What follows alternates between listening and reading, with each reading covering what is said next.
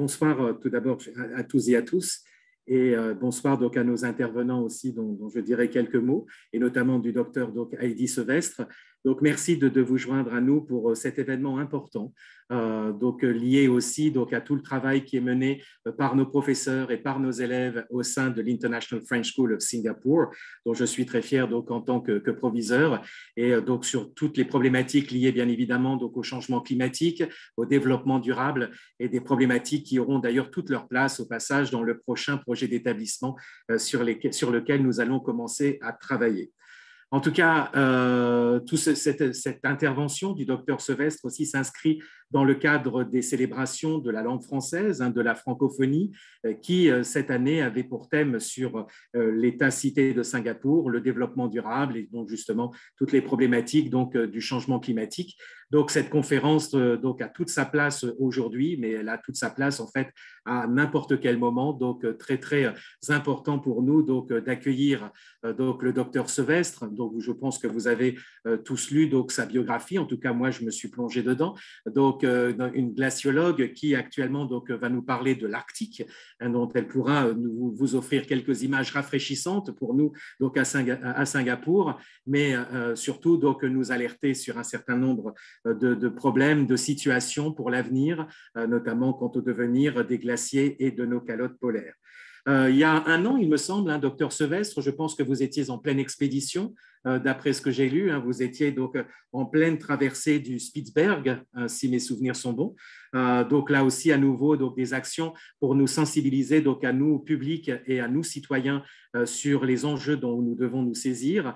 Et merci à tout le travail du docteur glaciologue et aussi pour toutes ses interventions et toute sa contribution aux documentaires télévisuels qui sont là aussi pour nous sensibiliser.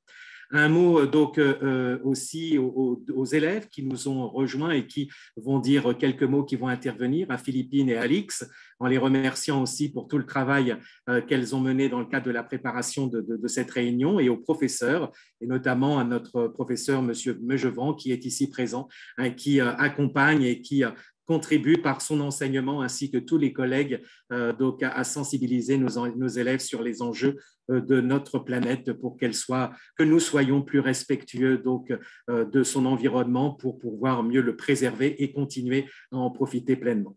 Voilà, je vous souhaite à tous et à toutes une excellente soirée pour ce moment important, et un grand merci à nouveau au docteur Sevestre pour nous rejoindre ce soir, et de bien profiter de cette opportunité pour poser toutes les questions possibles, et un grand merci à toutes celles et ceux, et notamment à notre service de communication aussi, qui ont fait en sorte que cette soirée et que cette conférence puisse se tenir dans ces conditions.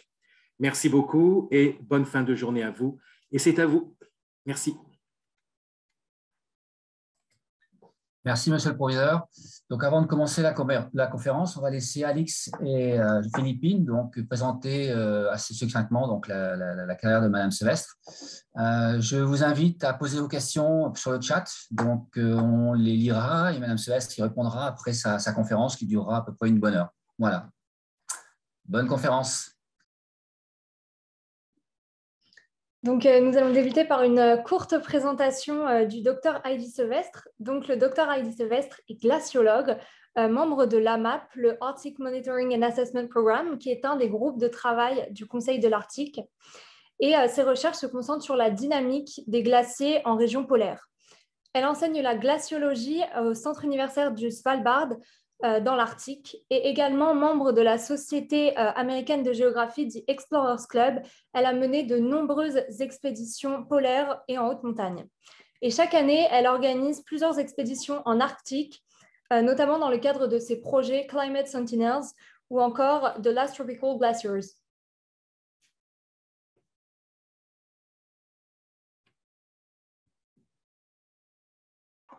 Excusez-moi.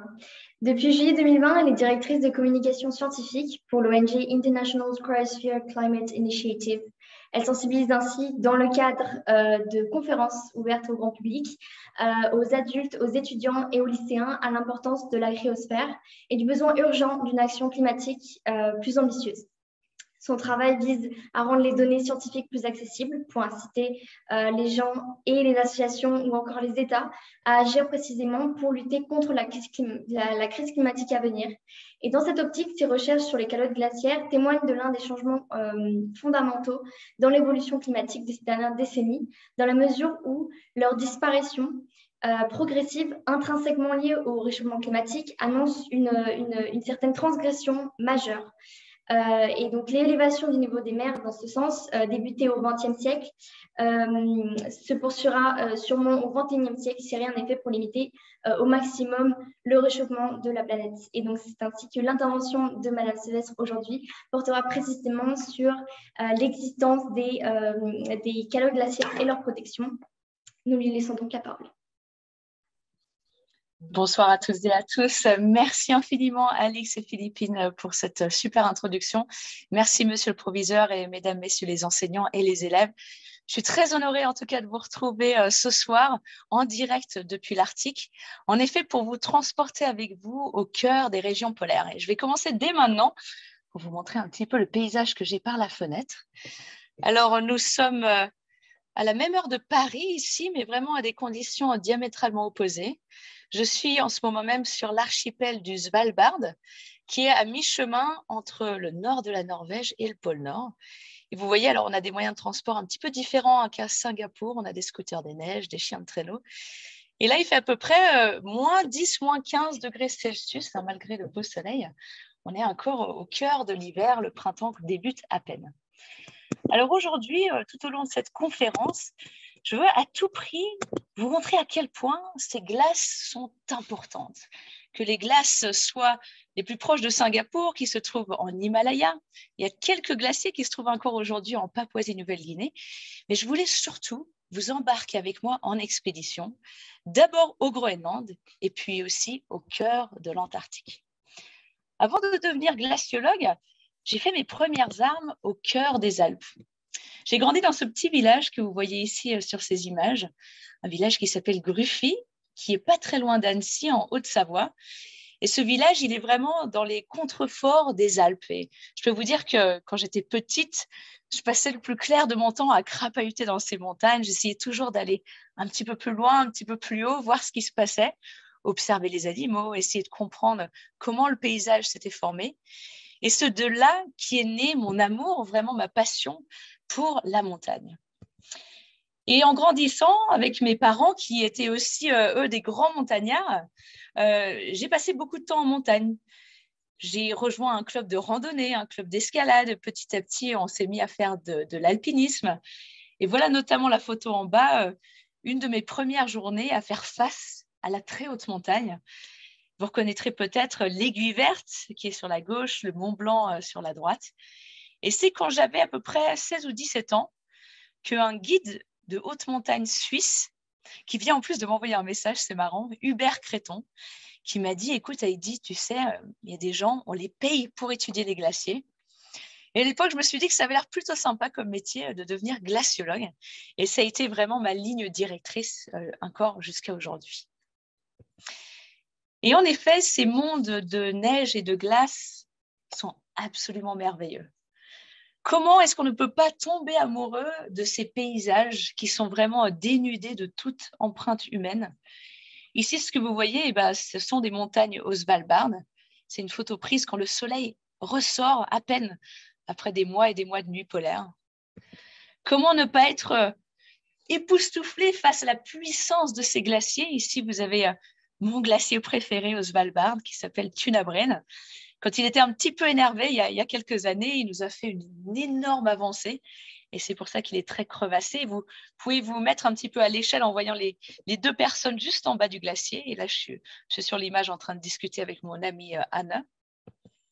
Ou là encore, quand j'ai eu la chance de pouvoir partir la première fois, voir des glaciers tropicaux. Ici, vous reconnaîtrez peut-être, ce sont les glaces du Kilimandjaro en Tanzanie. Et une dernière photo, où là, je pense qu'avec mon ami Yann, nous gagnons probablement la médaille de la meilleure moustache de neige. Une photo là aussi prise au Svalbard lorsque nous installions des appareils photo time-lapse pour étudier les glaciers. Et c'est vrai qu'il y a une part de merveilleux dans le monde des glaces. On se sent tout petit quand on voyage dans des paysages pareils. Et tout au long de mes études, j'ai fait cette transition entre m'émerveiller, être sans cesse curieuse par rapport à ces paysages, à me rendre compte que finalement, ces paysages ils sont d'une importance extrême aujourd'hui. Certes, les glaciers sont beaux, mais les glaciers sont importants. Et il n'y a aucun doute aujourd'hui que notre futur dépend directement de ces glaces, que le futur de Singapour dépend directement de ces glaces, que le futur du Svalbard, le futur de la France est directement lié à ce qui se passe en très haute montagne ou dans les régions polaires, près du pôle Nord et du pôle Sud.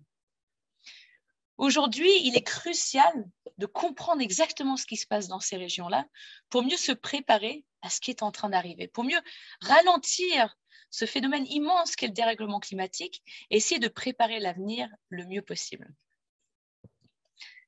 Alors, ces glaciers, je voulais d'abord vous raconter de quoi ils sont faits. Ici, vous voyez un énorme morceau de glace que l'on trouve en Antarctique. Et cette glace que vous voyez qui est d'un bleu absolument profond, impénétrable, cette glace, elle se forme tout simplement par l'accumulation de neige.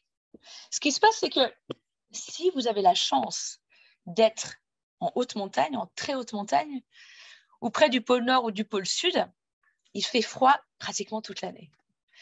Et pendant l'hiver ou pendant la saison humide, ces chutes, ces précipitations d'eau vont tomber sous forme de neige. Et petit à petit, on va se retrouver année après année, avec un millefeuille de couches de neige. Et imaginez si ce phénomène-là se produit pendant des décennies, voire des siècles. Au bout d'un moment, les couches de neige les plus anciennes, elles se retrouvent écrasées sous le poids des couches de neige les plus récentes. Et une transformation va s'opérer pendant laquelle la neige va se transformer en glace. Et c'est pour ça qu'aujourd'hui, on a des glaciers principalement en très haute montagne et près des régions polaires, parce qu'il faut qu'il y fasse froid toute l'année. Et c'est aussi pour ça qu'il n'y a pas de glacier à l'extérieur à Singapour, évidemment, parce qu'il y fait beaucoup trop chaud. Alors c'est bien beau, ces glaciers, mais surtout, à quoi ça nous sert? Et je vais évoquer avec vous tous les arguments qui penchent dans la balance pour protéger ces glaciers le plus longtemps possible. Alors, à quoi ça nous sert un glacier? Déjà, ces glaciers, ils nous permettent de rendre l'invisible visible. Ce que je veux dire par là, c'est que, par exemple, l'augmentation des concentrations de CO2 dans l'atmosphère, on ne le voit pas. L'augmentation de la température, on ne le voit pas vraiment. Les changements de précipitation sont difficiles à voir, mais les glaciers réagissent à tout ça. Lorsque les températures augmentent, lorsque la quantité de neige, la nourriture qui tombe sur les glaciers change, et les glaciers vont réagir très rapidement. Ils ne sont pas très compliqués, ces glaciers. Et en effet, quand on est dans une période comme aujourd'hui, où il fait de plus en plus chaud, où les glaciers reçoivent de moins en moins de neige, les glaciers se réduisent. Ils deviennent de plus en plus petits, ils perdent en épaisseur, ils perdent en longueur. Et le beau glacier que vous voyez ici, je suis sûre, du moins j'espère que certaines et certains d'entre vous l'ont reconnu, c'est la mer de glace qui est juste au-dessus de la ville de Chamonix, dans les Alpes françaises. La mer de glace a très très vite changé, en quelques dizaines d'années à peine. À quoi ils nous servent ces glaciers? Ces glaciers, ils nous servent aussi à reconstruire le climat passé. Et je voulais avec vous évoquer un projet qui est un projet français, donc Cocorico. On a de la chance d'avoir créé ce projet de toutes pièces et de continuer à le mener avec plus d'une quarantaine de laboratoires internationaux. Ce projet s'appelle Ice Memory. Et je vous conseille de le googler pour suivre leurs aventures. Ice Memory va récolter des carottes de glace, c'est ce que vous voyez là en bas à gauche, des échantillons de glace sur les glaciers qui sont en train de disparaître les plus rapidement sur Terre. Autant vous dire qu'aujourd'hui, tous les glaciers sur Terre sont en train de réagir au dérèglement climatique, mais il y a certains glaciers qui réagissent plus rapidement que d'autres, et il y a aussi certains glaciers qui sont plus importants en termes d'archivage du climat que d'autres. Ce que je veux dire par là, c'est si vous regardez bien notre carotte de glace ici en bas à gauche, vous voyez qu'il y a différentes couches. Il y en a certaines qui sont plus claires, d'autres qui sont un petit peu plus foncées. Chaque couche que vous voyez, chaque épaisseur, est en fait une année dans la vie de ce glacier. Ça représente tout simplement une chute de neige qui s'est déroulé pendant l'hiver, qui forme 1 an de la vie du glacier. Et lorsqu'on prélève ces échantillons de glace, et surtout qu'on les prélève le plus loin possible dans l'épaisseur du glacier, on remonte le temps. On remonte ces couches de neige les plus anciennes les unes des autres, et en analysant la concentration de ces petites bulles d'air, en analysant leur chimie, leur densité, en analysant, par exemple, les différentes molécules d'eau, aujourd'hui, on est capable de comprendre comment les concentrations de gaz à effet de serre ont évolué sur des temps très longs.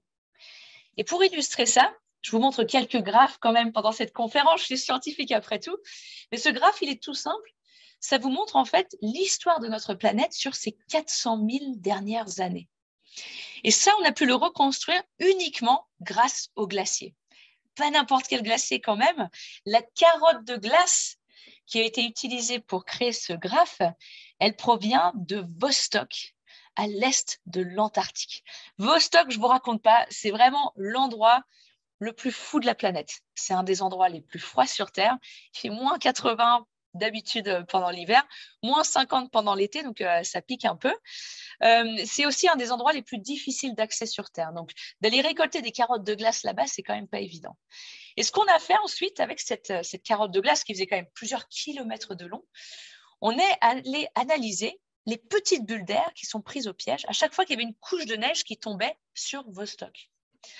Et ainsi, on a pu reconstruire comment le CO2, qui est la courbe en bleu ici, le dioxyde de carbone, un des champions des gaz à effet de serre, comment ce CO2 il a évolué naturellement sur 400 000 ans. On a aussi utilisé une autre stratégie, cette fois-ci pas en utilisant les bulles d'air, mais en utilisant les molécules d'eau, pour reconstruire comment les températures ont évolué sur Terre sur la même période. Ce qui est assez fascinant avec ce diagramme, c'est que vous voyez que le CO2 et la température sont couplés, c'est-à-dire que les deux se suivent. La température répond directement au changement de concentration de CO2. Et vous allez me dire, c'est bien sympa tout ça, mais pourquoi est-ce que le CO2 changeait autant il y a 400 000 ans? On n'était pas en train de prendre nos voitures et nos avions à l'époque, c'est vrai. Et tout simplement, le climat, il a toujours changé sur Terre. Ce n'est pas un mystère. On le sait très bien, mais on le sait notamment grâce aux glaciers. Et à l'époque, sur des périodes de temps aussi longues que ça, ce qui gouvernait le climat sur Terre, c'est véritablement l'orbite, la forme de l'orbite de la planète autour du Soleil. On sait que cette orbite change de forme sur des périodes très très longues. C'est une ellipse qui parfois s'étire, parfois se rapproche du Soleil. Et tout ça, ça va directement influencer des phénomènes sur Terre qui vont changer les concentrations de CO2 naturellement sur notre planète. Et où nous en sommes aujourd'hui? Eh bien voilà, nous en sommes là. Aujourd'hui, on sait que ça fait plus de 2 millions d'années que les concentrations de CO2 sur Terre n'ont jamais été aussi hautes. On sait que sur la même période, on n'a jamais eu d'augmentation de CO2 aussi rapide.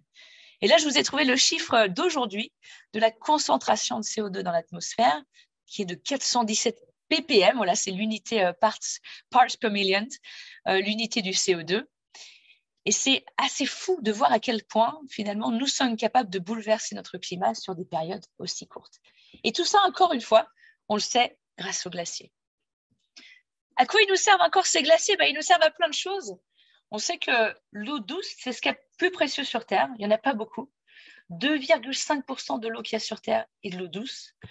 Et une grande partie de cette eau douce, elle vient directement de la neige et des glaciers. Et ça, si ce n'est pas encore un argument pour protéger ces surfaces de neige et de glace le plus longtemps possible, alors là, je ne sais plus quoi dire. Mais vous voyez que pratiquement 70% de nos réserves d'eau douce sur Terre viennent de ces régions de haute montagne et de ces régions polaires. Et si vous étiez à des endroits comme par exemple l'Inde, par exemple certaines parties de la Chine, la Bolivie ou le Pérou, vous sauriez ça très clairement que votre eau douce, votre eau que vous utilisez pour tout ce qui est sanitaire, l'eau pour l'agriculture, elle vient directement de la neige et de la glace. On sait qu'en Bolivie et au Pérou, c'est 40 millions de personnes qui ont besoin de l'eau qui s'écoule des montagnes extraordinaires au fond de cette photo. Et ce sont des endroits, malheureusement, où les glaciers se réduisent les plus vite sur Terre. L'hydroélectricité aussi est directement liée à l'eau des glaciers. Vous savez, en France, dans les Alpes, on a cette très belle rivière que vous connaissez bien, le Rhône. Et bien, le Rhône, en plein été, s'il n'y avait plus de glaciers, qui fondent beaucoup pendant l'été, donc qui contribuent énormément aux rivières émissaires du Rhône et ensuite directement au Rhône. S'il n'y avait pas des glaciers dans les Alpes françaises et dans les Alpes suisses, le débit du Rhône en plein été diminuerait de 40%. C'est quand même extraordinaire de voir la contribution de ces glaciers à ces rivières très importantes. Et là, vous le voyez sur cette image, c'est une carte des barrages un petit peu partout dans le monde. Et les barrages se situent très souvent proches de ces montagnes ou le long des rivières qui s'écoulent de ces montagnes où il y a des glaciers. Donc, encore une fois, ces glaciers sont très importants. Dans les Alpes françaises, voilà, on capte l'eau très souvent sous les glaciers. Ici, vous avez ces images extraordinaires qui sont prises juste sous la mer de glace. Alors, malheureusement, la mer de glace se retire très vite. Donc, le captage d'eau sous la mer de glace doit être bougé, remonté un peu plus en amont chaque année. Mais la centrale hydroélectrique, qui est au pied de la centrale des bois, là vous voyez sur la carte en haut à gauche, qui est au pied de la mer de glace. Cette centrale permet de produire suffisamment d'énergie pour une ville de 50 000 habitants à l'année. C'est quand même pas négligeable.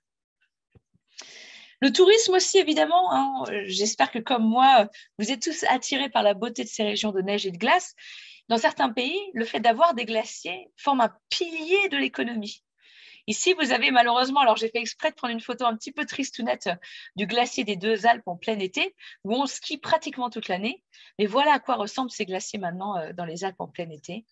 Ils sont pollués, ils s'assombrissent et ils fondent de plus en plus rapidement. Et enfin, les deux derniers arguments pour lesquels il est crucial aujourd'hui de protéger ces glaciers. Le premier, c'est l'albédo. Je suis sûre que vos profs de physique, chimie ou de géographie vous en ont parlé. L'albédo, c'est tout simplement le ratio entre l'énergie que l'on reçoit du Soleil et ce que les surfaces sur Terre renvoient vers l'espace. Et par exemple, ici, vous avez des magnifiques glaciers de Patagonie. Quand le soleil brille et que les rayons du soleil tapent sur la glace étant de couleur très claire, très blanche, l'énergie du rayonnement solaire est renvoyée vers l'espace. Ça permet de stabiliser le climat sur Terre. Ça permet d'éviter d'absorber trop de chaleur. Mais à l'inverse, si les rayons du soleil tapent sur de l'eau, sur des roches, sur des villes ou sur des endroits où les glaciers se sont retirés, qui sont de couleur beaucoup plus sombre, bah vous imaginez bien que là, ces surfaces-là sont super fortes pour absorber le rayonnement solaire. Et en absorbant ce rayonnement solaire, ces surfaces-là réchauffent encore plus notre planète. Et le dernier argument, qui est vraiment l'argument de poids sur lequel je vais insister tout au long de cette conférence, c'est bien évidemment le fait que lorsque les glaciers se réchauffent, ils contribuent directement à la hausse du niveau des mers et des océans. Soit les glaces fondent, c'est ce que vous voyez ici à gauche, c'est pas très compliqué, c'est de la glace, la température augmente, ça fond à la surface. Soit les glaciers peuvent aussi lâcher directement des morceaux de glace dans les océans. C'est surtout le cas dans les régions polaires, lorsque l'on a ces glaciers qui sont gigantesques, qui descendent des montagnes jusqu'au niveau de la mer. C'est un processus naturel, le vélage d'iceberg, qu'on appelle calving en anglais. Et ce vélage d'iceberg, malheureusement, il s'accélère avec l'augmentation des températures. Alors voilà tous les arguments, et là j'en ai énuméré un paquet, pour aujourd'hui protéger les glaciers le plus longtemps possible. Alors continuons sur cette lancée de l'augmentation du niveau des mers et des océans. Parce qu'à Singapour, évidemment, je ne vous l'apprends pas, vous êtes directement lié à cette problématique-là. Alors aujourd'hui, sur Terre, il y a 200 000 glaciers. Donc il y a de quoi faire en tant que glaciologue aujourd'hui. Je peux vous dire qu'on ne s'ennuie pas. Il y a des glaciers dans l'Himalaya, dans les Alpes, en Alaska, en Patagonie. Il y a beaucoup de petits glaciers aussi que l'on trouve le long de l'équateur. Mais il y a seulement 2 calottes polaires. La première, elle se trouve au nord. C'est la calotte polaire du Groenland. Et je vais vous y emmener dans quelques slides à peine. Et la deuxième calotte polaire, elle se retrouve beaucoup plus au sud. Elle entoure le pôle sud, c'est la calotte polaire de l'Antarctique. Et ce sont des mondes absolument magiques, mais ce sont des mondes qu'il faut regarder de très près aujourd'hui parce que notre avenir dépend directement de la réaction du Groenland et de l'Antarctique à nos activités. Alors, le changement du niveau des mers, en fait, je ne vous ai pas tout dit, mais il n'est pas juste lié aux glaces. Il y a d'autres ingrédients à prendre en compte. Le premier, notamment, dans l'élévation du niveau des mers, c'est que tout simplement, quand l'eau se réchauffe, elle se dilate. Donc, par exemple, si vous prenez 1 litre d'eau chaude par rapport à 1 litre d'eau froide, le litre d'eau chaude va toujours prendre un petit peu plus de place. C'est ce qui se passe aujourd'hui. Nos océans absorbent énormément de la chaleur que nos activités émettent. Et donc, naturellement, les océans prennent un petit peu plus de place. Donc, le niveau de ces océans augmente. Il y a un autre facteur aussi qui est à quel point nous imperméabilisons les sols aujourd'hui. Vous savez, dès qu'on rajoute du béton, du ciment sur des surfaces, ça empêche à l'eau de pénétrer dans le sol et ainsi l'eau ruisselle. Et l'eau va toujours trouver le moyen de trouver un chemin qui va l'amener jusqu'à la mer, jusqu'à l'océan.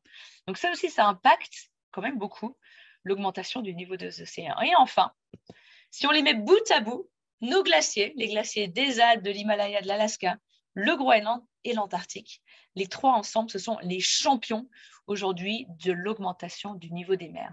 Et tous les chiffres que je vous montre sur ce graphe ici en particulier sont en millimètres et c'est la contribution observée à l'augmentation du niveau des mers sur une vingtaine d'années. Maintenant, on va changer d'échelle.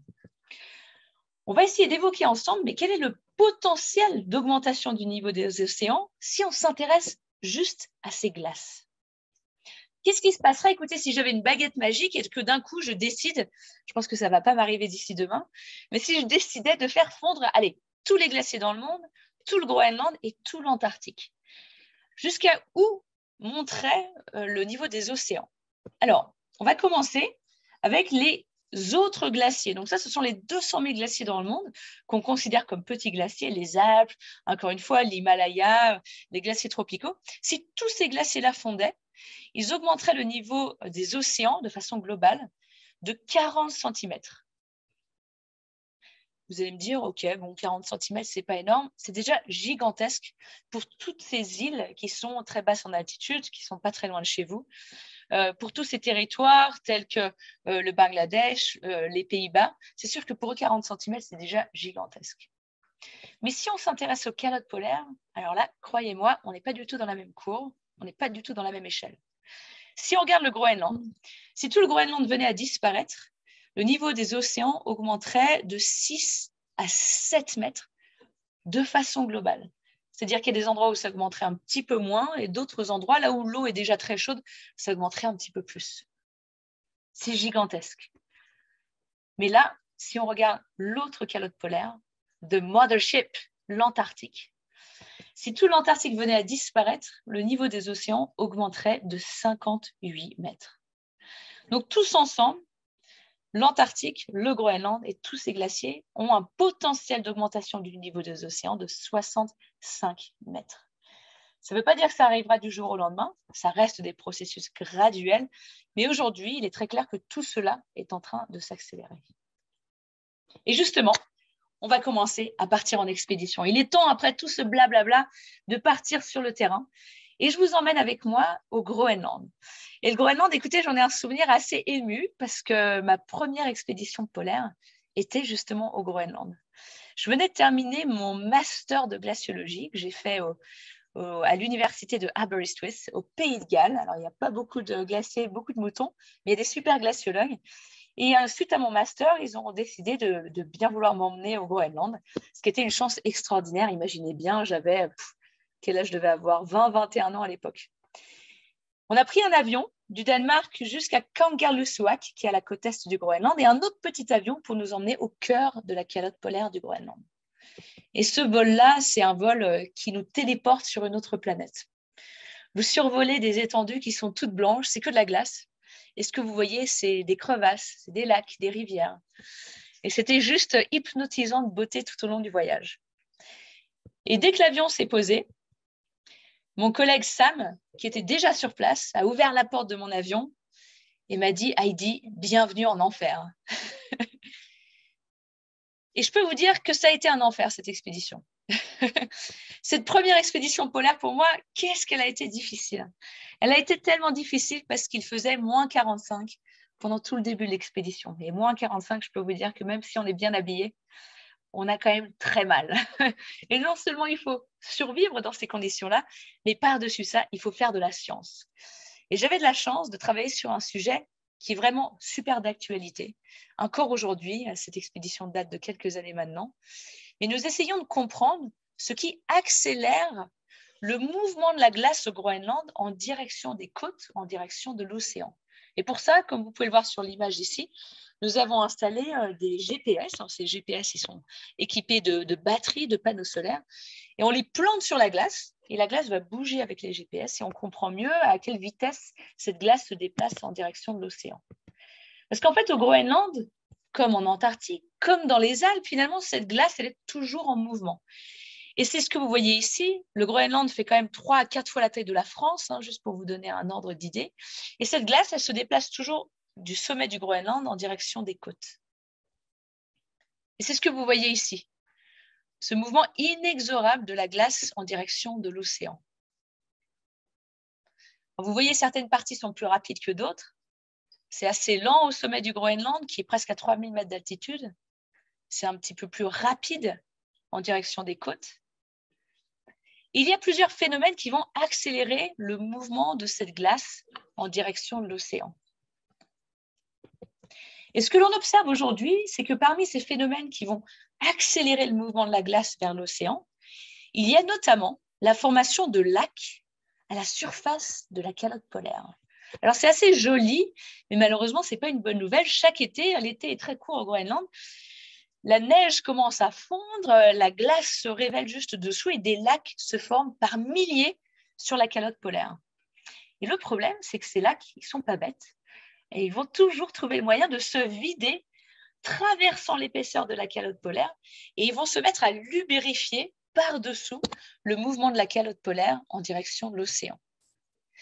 Et la formation de ces lacs, elle est encore plus accélérée par le fait qu'aujourd'hui, la calotte polaire, elle devient de plus en plus sale à cause de la pollution atmosphérique. Et ça, c'est dingue les images que je vous montre, mais ce sont des images de la calotte polaire du Groenland.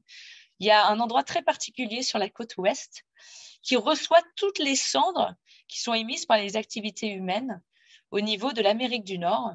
Tout ce qui est feu de forêt en Californie, par exemple, on arrive à détecter ces cendres dans la glace du Groenland. Vous imaginez bien, avoir une glace qui est de plus en plus sombre, ça facilite la formation de ces lacs.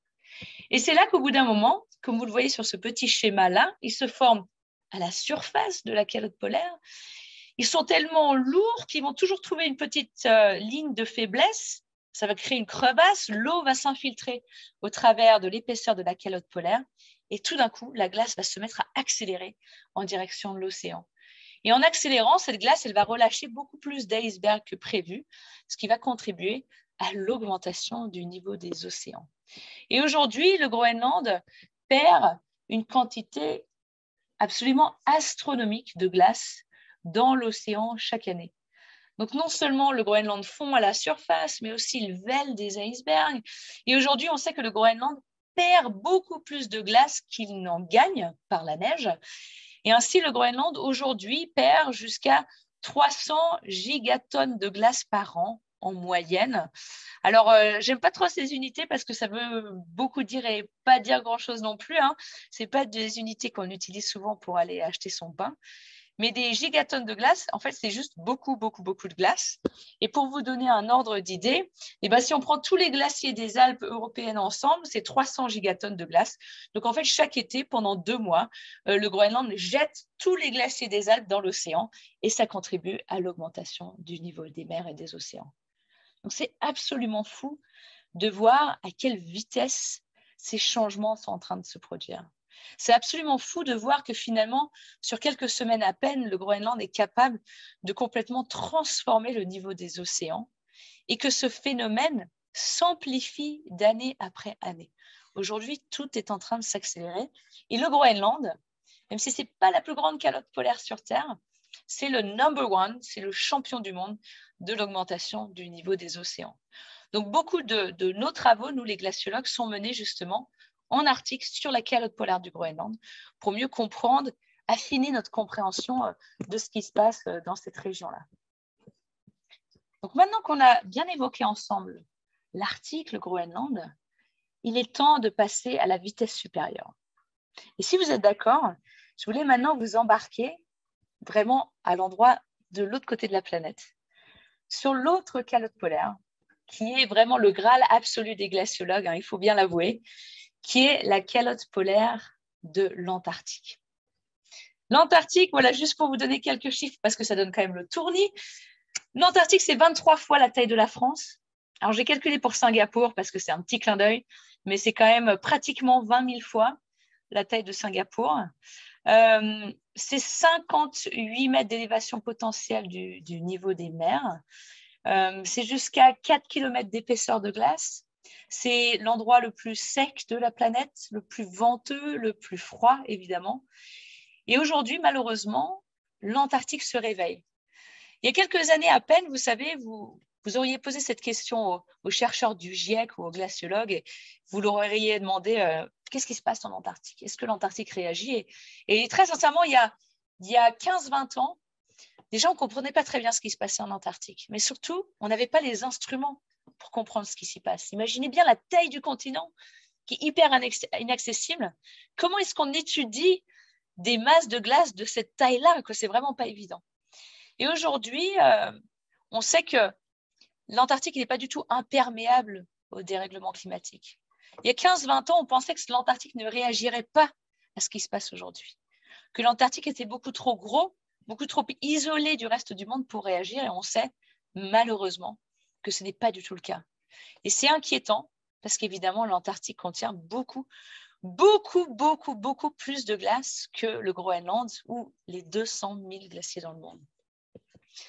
Alors l'Antarctique, lui aussi, a de la glace qui bouge.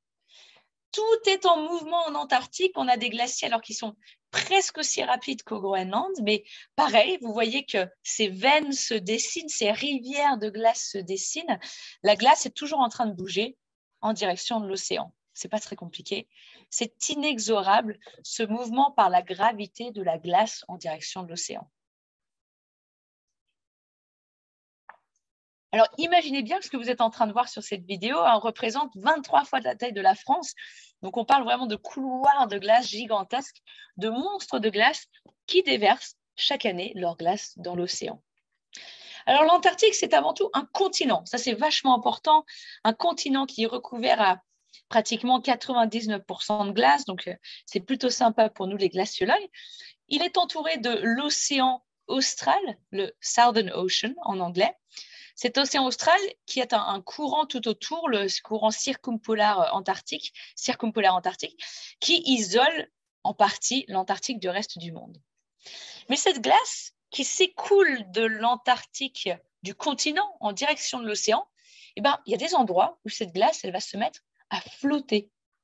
Et cette glace, c'est ce que vous voyez ici en bleu turquoise, ce sont des masses de glace qui proviennent du continent. Et là, il faut bien me suivre, elles proviennent du continent, mais boum, elles se sont mises à flotter. Et ces masses de glace, elles sont super importantes. Et très clairement, aujourd'hui, on le sait, que notre futur, à nous toutes et tous, dépend de ces barrières de glace. Parce que ces barrières de glace, déjà, elles entourent pratiquement 75% des côtes de l'Antarctique. Et pourquoi c'est important ? Parce qu'elle fonctionne un petit peu comme le bouchon d'une bouteille de champagne. Tant que le bouchon il est là, eh ben, le champagne à l'intérieur de la bouteille ne bouge pas. Dès qu'on enlève le bouchon, qu'est-ce qui va se passer si on a secoué un peu la bouteille avant? Eh ben, forcément, tout le champagne va sortir d'un coup. Ces barrières de glace, elles fonctionnent exactement de la même façon. Tant qu'elles sont là, elles stabilisent la masse entière de glace de l'Antarctique. Si elles venaient à disparaître, si tout d'un coup, on perd une de ces barrières de glace, toute la glace qui était retenue derrière va n'avoir qu'une envie d'accélérer et de se jeter dans l'océan et de contribuer très vite à l'augmentation du niveau de la mer. C'est pour ça qu'on les appelle très affectueusement les gardiennes de l'Antarctique, nos petites barrières de glace. Donc, elles sont formées, encore une fois, de la glace qui s'écoule du continent, qui se met à flotter sur l'océan. Et elles contrôlent véritablement la quantité de glace qui est perdue chaque année par l'Antarctique. Le souci, c'est que certes, ce sont des gardiennes, mais ce sont des gardiennes extrêmement fragiles. Et c'est là où nous trouvons la plus grande faiblesse de l'Antarctique. C'est que ces gardiennes de l'Antarctique, malheureusement, elles subissent de l'air qui est de plus en plus chaud. Aujourd'hui, on a des véritables canicules qui sont en train de taper l'Antarctique. en plein été comme en plein hiver. Et le fait que l'air se réchauffe fait fondre ces barrières de glace par-dessus. Mais aussi, de plus en plus, et ça nous inquiète beaucoup, nous trouvons des canicules sous-marines, vraiment des vagues de chaleur, des masses d'eau très chaude qui arrivent par-dessous à faire fondre ces barrières de glace, parfois de plusieurs dizaines de mètres par an. C'est assez hallucinant à quelle vitesse ça se produit. Et malheureusement, ces barrières de glace aujourd'hui, en Antarctique, elles s'effondrent les unes après les autres. Et là, je vous montre une petite animation de la pointe nord de la péninsule antarctique, cette petite virgule de montagne qui pointe vers le nord. Et malheureusement, ces barrières de glace, alors en fait, c'est ce qu'il y a de plus plat. Vous voyez, alors tout est blanc, c'est pas facile, mais ce qu'il y a de plus plat, c'est de la glace qui flotte. Et je vais vous remontrer l'animation. Ces barrières de glace s'affinent tellement qu'au bout d'un moment, elles se désintègrent et elles disparaissent. Et ce qui se passe, c'est que toute la masse de glace qui était retenue derrière, les glaciers s'accélèrent. On a des glaciers qui ont vu leur vitesse multipliée par 10.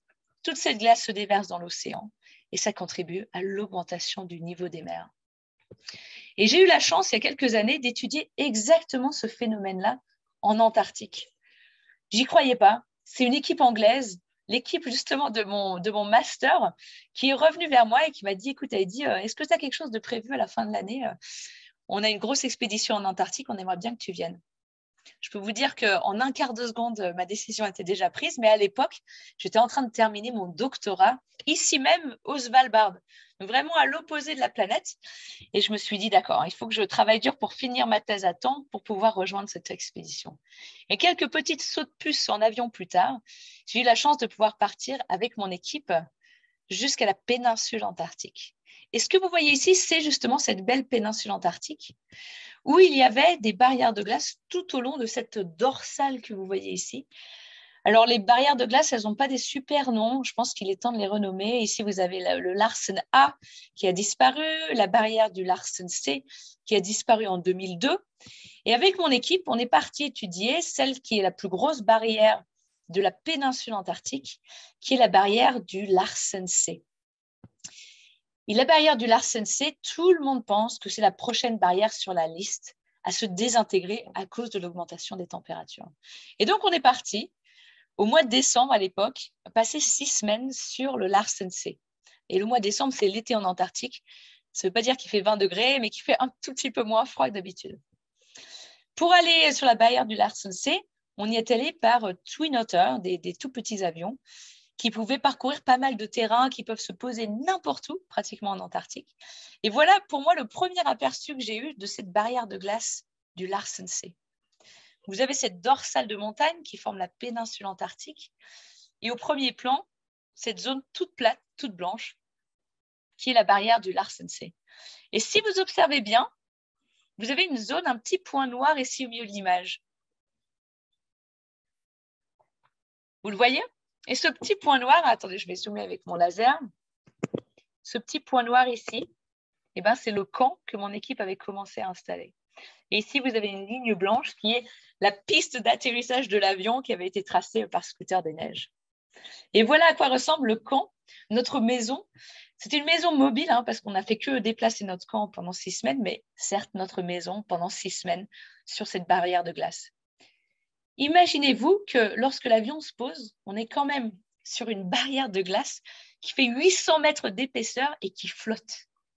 On avait installé des GPS qui mesuraient le mouvement des marées tous les jours. Nous, on ne le ressentait pas, mais finalement, cette barrière, elle était vivante, elle était toujours en mouvement.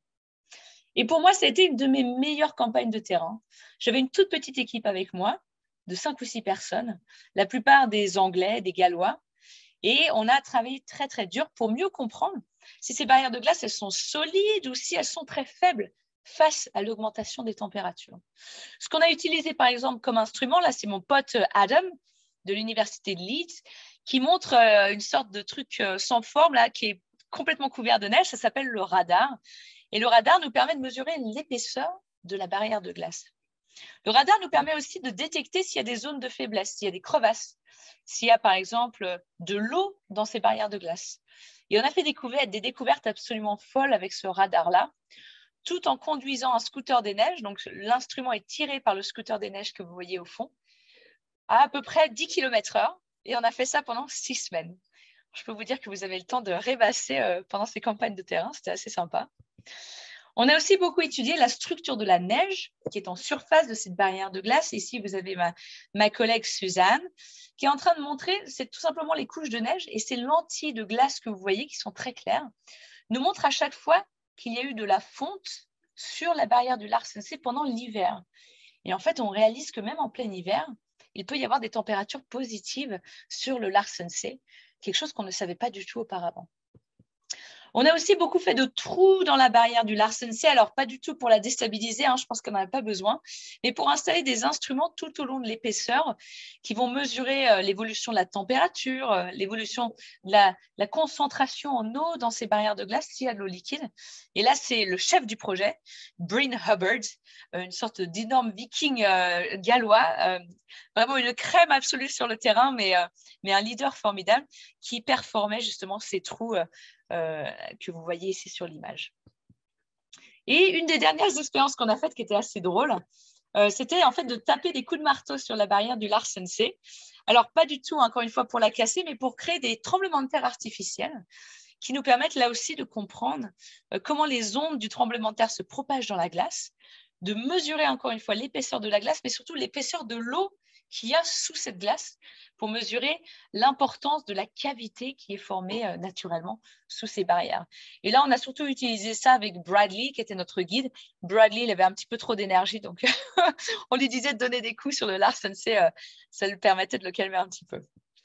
Et pendant cette expédition, c'est vrai qu'on a fait des découvertes assez dingues, des choses auxquelles on ne s'attendait pas du tout. Et là, je vais vous montrer une vidéo qui a été prise par une autre expédition, mais nous avons vu exactement la même chose pendant notre expédition. Donc là, ils ont une GoPro, ils font descendre la GoPro dans un des trous qu'ils ont fait le long d'une barrière de glace. Et de toute façon, on s'attend à trouver de la glace, évidemment, que de la glace. Et énorme surprise, en descendant cette GoPro, qu'est-ce qu'ils découvrent à quelques mètres de glace de la surface? Des lacs d'eau liquide dans l'épaisseur de la barrière de glace. C'est absolument fou, c'est quelque chose que l'on n'avait jamais détecté avant.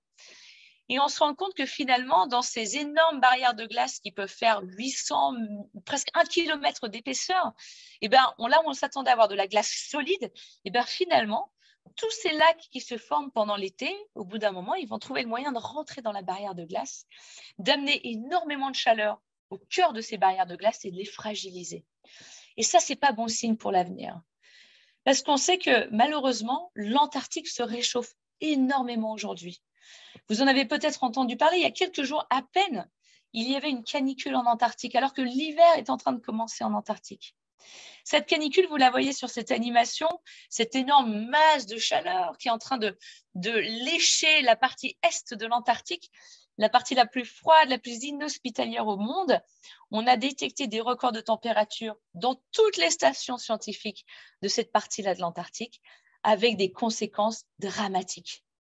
Parmi les records de température les plus fous, il y en a un qui a été mesuré à la base franco-italienne de Concordia, qui a pulvérisé le record de température du mois de mars. Et ce record de température, il a été battu par 15 degrés. Généralement, les records de température, on s'émouvoit d'un record de température quand il est battu de 0,1, 0,2 degrés. Là, il a été battu de 15 degrés. Et il faisait 40 degrés Celsius de plus que la moyenne saisonnière. Vous imaginez à Singapour, j'ai vu qu'il faisait pratiquement 26-27 degrés aujourd'hui. Essayez de rajouter 40 degrés à ça aujourd'hui. Et c'est ce qui s'est passé en Antarctique. Vous vous rendez compte? Vraiment des records de température absolument dingues. Petit clin d'œil quand même à nos collègues qui sont à la station scientifique de Concordia, qui ont mesuré cette température qui était de moins 11,8. Ça reste quand même froid, mais c'est très, très chaud par rapport à la période de l'année. Donc, je pense qu'ils sont quand même bien amusés à prendre des photos ce jour-là. Pour eux, ça devait être vraiment le plein été. Malheureusement, suite à cette canicule, il y a déjà eu des conséquences que nous observons en Antarctique. Il y a déjà eu des barrières de glace qui se sont effondrées suite à seulement quelques jours d'augmentation de température en Antarctique. Donc, je peux vous assurer que ces barrières de glace, on ne va pas les lâcher du regard. Aujourd'hui, ces barrières de glace, elles dictent directement l'augmentation du niveau des océans. Et encore une fois, Je sais que je me répète, mais j'insiste que notre futur, il est directement lié à la santé de ces barrières de glace. Alors, ça fait toute la conférence que je vous parle du fait que les températures augmentent, que le climat sur Terre est en train d'être complètement bousculé, complètement chamboulé. Mais je suis sûre que parmi celles et ceux qui sont en train de nous écouter aujourd'hui, vous vous demandez, mais vraiment, pourquoi est-ce que ça, c'est en train de se passer? Est-ce que c'est quand même des cycles naturels qui prennent part dans ce qu'on observe aujourd'hui? Est-ce que c'est malgré tout les activités humaines qui sont en train de créer ce que l'on observe? Eh bien, pour conclure cette conférence, justement, je voulais passer quelques minutes à évoquer ensemble les causes du dérèglement climatique. Parce qu'il y a encore du doute, et ce que je comprends tout à fait, la science est difficile à comprendre, la science est très complexe, mais je voulais vous montrer en quelques slides à peine pourquoi aujourd'hui est-ce que les températures sur Terre sont en train d'augmenter. Alors aujourd'hui, ça fait à peu près, depuis les années pré-industrielles, avant la révolution industrielle, que l'on commence à décrypter que les températures sont en train d'augmenter. Depuis les années 1870-1880, on a gagné à peu près 1,1, 1,2 degrés globalement sur Terre. C'est ce que vous voyez sur ce diagramme. Nous avons cette petite courbe avec plein de variations, évidemment, d'une année à l'autre, c'est normal, mais graduellement, les températures sont en train d'augmenter. Alors, qu'est-ce qui est en train de créer ce que l'on observe aujourd'hui? Est-ce que c'est l'orbite terrestre? Super importante question, parce qu'on sait que l'orbite terrestre, depuis des centaines de milliers d'années, gouverne le climat sur Terre. Alors, si on prend l'orbite terrestre et qu'on calcule le changement de température qu'on devrait avoir sur Terre, eh bien, écoutez, sur une période aussi courte que ça, sur 140 ans à peine, eh bien, ça n'a pratiquement aucune influence sur l'augmentation des températures aujourd'hui. Alors, si ce n'est pas l'orbite terrestre, est-ce que c'est le Soleil? Ça, c'est une question qu'on me pose très souvent et très pertinente. On sait que le Soleil a des périodes d'activité très fortes, des périodes d'activité un petit peu réduites. Est-ce que le Soleil est en train d'influencer nos températures maintenant? Alors, on va regarder tout ça ensemble. Là aussi, sur des échelles de temps très courtes comme en ce moment, on n'a pratiquement aucune augmentation, aucune diminution de température grâce au Soleil. On continue. Si ce n'est pas le Soleil, c'est les volcans. Ça, c'est toujours le troisième argument qu'on me présente. Il faut savoir que les volcans, je vais vous donner une statistique qui est assez inquiétante, que si on prend toutes les éruptions volcaniques qui se passent sur Terre en moyenne chaque année, qu'on calcule leurs émissions de gaz à effet de serre, sur un an, c'est l'équivalent de 3 jours d'émissions de gaz à effet de serre des activités humaines. Ce qui est assez fou. Et les volcans, en fait, non seulement ils recrachent du CO2, alors beaucoup moins que les activités humaines, mais ils recrachent aussi beaucoup de cendres. Et ces cendres, figurez-vous qu'elles ont l'effet inverse. Elles refroidissent notre planète, elles bloquent une partie du rayonnement solaire. C'est ce que vous voyez, ces pics-là qui descendent, parce que ça bloque une partie du rayonnement solaire, ça diminue sur quelques mois, quelques années à peine, les températures sur Terre. Alors, si on prend tous ces éléments naturels ensemble, voilà le changement de température qu'on devrait avoir sur Terre en couleur, je ne sais pas comment décrire ça, bleu-gris. On devrait avoir des augmentations de température, certes, des diminutions de température, certes, mais en moyenne, on ne devrait pas du tout avoir l'augmentation de température qu'on a aujourd'hui. Bon, on continue. Si ce n'est pas naturel, est-ce que ça pourrait être lié aux activités humaines telles que la déforestation? On sait qu'on pulvérise l'Amazonie chaque année, entre autres, et bien non. Pourquoi est-ce que la déforestation pourrait avoir un impact? Parce qu'on sait que les forêts absorbent du CO2, mais surtout, les changements de couleur de la surface de la Terre absorbent plus ou moins d'énergie du Soleil, et on sait que la déforestation, là, dans ce sens-là, ne devrait pas créer une augmentation de température telle que l'on a aujourd'hui. Si ce n'est pas la déforestation, qu'est-ce que ça pourrait être? La pollution aux particules fines? Eh bien non. Là aussi, comme les volcans, les particules fines, alors qui sont terribles pour notre santé, ça c'est clair, il n'y a aucun débat là-dessus, mais les particules fines, les aérosols, bloquent une partie du rayonnement solaire et refroidissent les températures sur Terre. Et si maintenant on regarde les émissions de gaz à effet de serre des activités humaines, voilà l'augmentation des températures que l'on devrait avoir sur Terre. C'est quand même fou. À quel point aujourd'hui on est capable de calculer l'influence de ces différents éléments naturels, humains, par rapport à l'augmentation des températures sur Terre. Et si on met tout ça bout à bout, les éléments naturels, les éléments qui sont liés à l'homme, Eh bien, c'est exactement ce que l'on observe aujourd'hui en termes d'augmentation de température. Donc, il n'y a plus aucun débat aujourd'hui dans la communauté scientifique sur ce qui crée l'augmentation des températures aujourd'hui. Nous savons très bien quelle est l'origine du problème, mais surtout là où les solutions se trouvent. C'est ça qui est formidable avec notre capacité d'identifier le problème, parce que c'est à partir de là où on est capable de travailler ensemble sur des solutions. Et les solutions, figurez-vous que tous les pays dans le monde y travaillent. Aujourd'hui, les pays qui sont signataires de l'accord de Paris, qui ont ratifié l'accord de Paris, je crois que c'est plus de 196 pays dans le monde, chaque quelques années doivent soumettre une stratégie pour lutter contre le dérèglement climatique dans leur pays. Avec leurs propres armes, avec leurs propres solutions, les pays font tout ce qui, on l'espère, tout ce qui est possible pour rester dans le seuil de température de l'accord de Paris. C'est-à-dire de tout faire pour ne pas dépasser les 1,5 degrés aujourd'hui. Ces 1,5 degrés, je vais y revenir dans quelques slides, parce qu'ils sont très importants, surtout par rapport aux calottes polaires. Et là, vous voyez, il y a un site internet que j'adore, qui s'appelle Climate Action Tracker. C'est des scientifiques avec lesquels on travaille beaucoup, qui vont évaluer la qualité de ces stratégies et de leur compatibilité ou non par rapport à l'accord de Paris.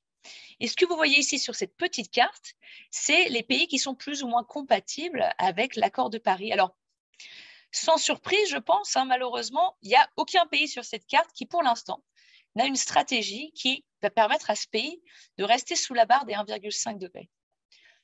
Et ce n'est pas si simple que ça ne dépend pas que d'un pays. Il faut que tous les pays ensemble agissent de la même façon et luttent collectivement pour rester sous les 1,5 degrés. La France, vous voyez, voilà, c'est vraiment l'Union européenne qui est mise dans le même paquet. Sa stratégie de lutte contre l'augmentation des concentrations de CO2 est jugée largement insuffisante. Et vous posez peut-être la question par rapport à Singapour, et je ne le fais pas du tout pour pointer du doigt. Je sais que vous vous posez certainement la question maintenant, où en est Singapour par rapport à ça? La stratégie de Singapour, elle, est jugée critiquement, je ne sais pas si ça se dit en français, insuffisante.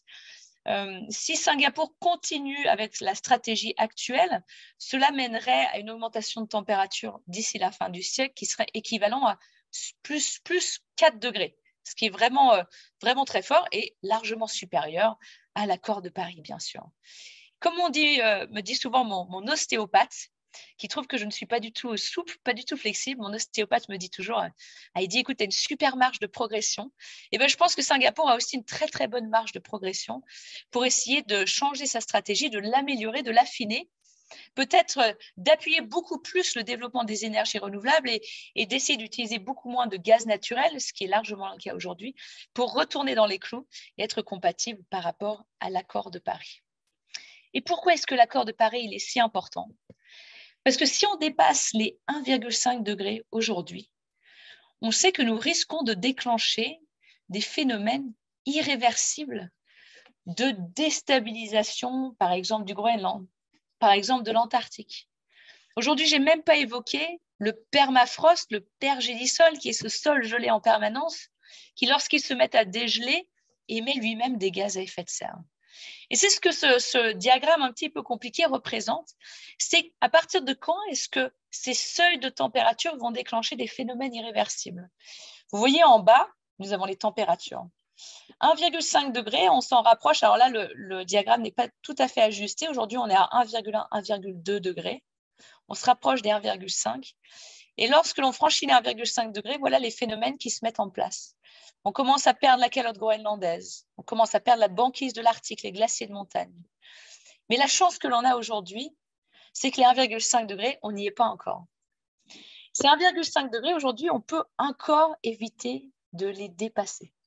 C'est quand même extraordinaire de se dire que malgré tout ce que je viens de vous raconter, malgré la complexité de ces énormes calottes polaires, aujourd'hui, on peut largement, encore aujourd'hui, éviter le pire. Mais pour éviter le pire, évidemment, ça commence par qui? Ça commence par nous. Et ça commence par nous toutes et nous tous. Aujourd'hui, on ne peut pas se permettre d'attendre qu'une technologie miraculeuse arrive pour nous sortir de là. Elle n'arrivera pas assez vite. Aujourd'hui, on ne peut pas attendre que notre gouvernement prenne une décision à notre place. On le voit bien jusqu'à maintenant, pour parler de la France, ça n'a pas très bien marché. Ce n'est pas assez rapide. Aujourd'hui, il faut vraiment pas se laisser faire et surtout bien rappeler au gouvernement qu'ils ont signé l'accord de Paris pour tous les pays que je viens d'évoquer et qu'aujourd'hui, toutes les solutions existent pour essayer de dépasser cette barre des 1,5 degrés. Et comment on s'y prend? Et là, ça va être mon dernier slide. Donc, j'espère, ou mon avant-dernier, pardon. Donc, j'ai quelques tips à partager avec vous avant de partir pour trouver une stratégie pour commencer à lutter contre le dérèglement climatique. La première chose que je dis toujours, c'est s'éduquer. Et je remercie l'IFS, en tout cas, de m'avoir donné cette chance ce soir avec vous, de pouvoir partager avec vous ma passion sur les glaciers, mais aussi ces connaissances sur les calottes polaires. Parce que ça commence par là. Ça commence par comprendre qu'est-ce qui se passe, comment ça marche, pourquoi est-ce qu'on dit toujours que la planète se réchauffe, qu'est-ce que j'ai à faire là-dedans. Et quelques sites Internet, le premier, c'est le site Internet de l'IPCC, le GIEC, qui est formidable, qui est blindé de ressources sur le dérèglement climatique. Et si vous avez des questions sur ces rapports du GIEC, je suis tout à fait dispo pour répondre à ces questions-là. Un site Internet qui est beaucoup plus accessible, qui est lui aussi en français. C'est un ami à moi qui l'a créé, qui s'appelle Thomas, qui a créé ce site bonpote.com.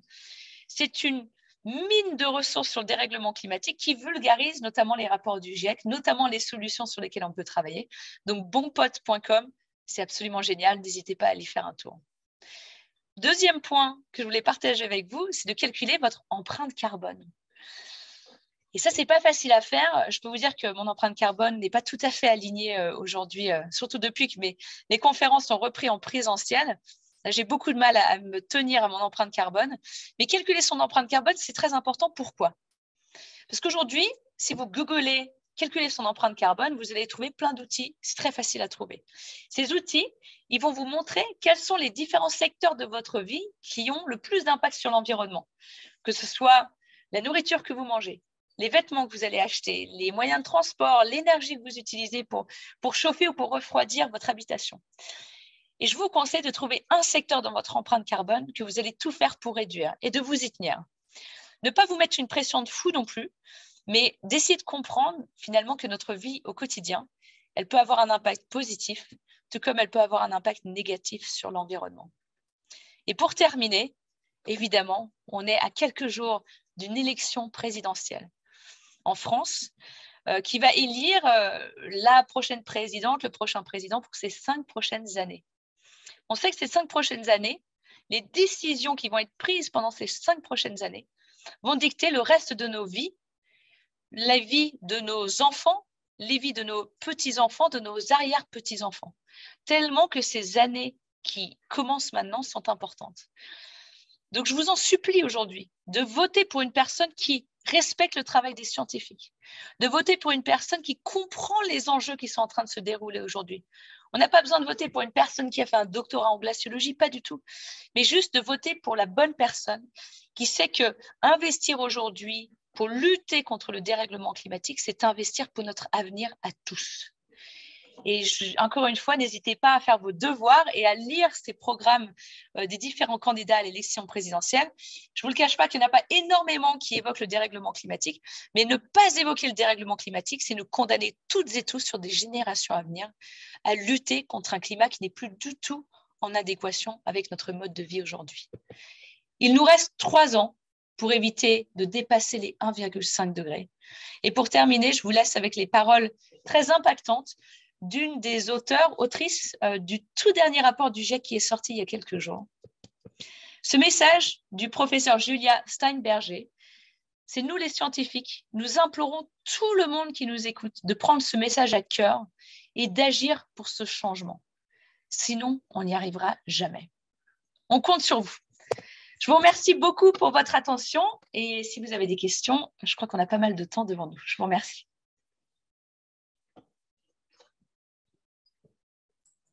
Merci, Dr Sevestre, pour cette conférence passionnante.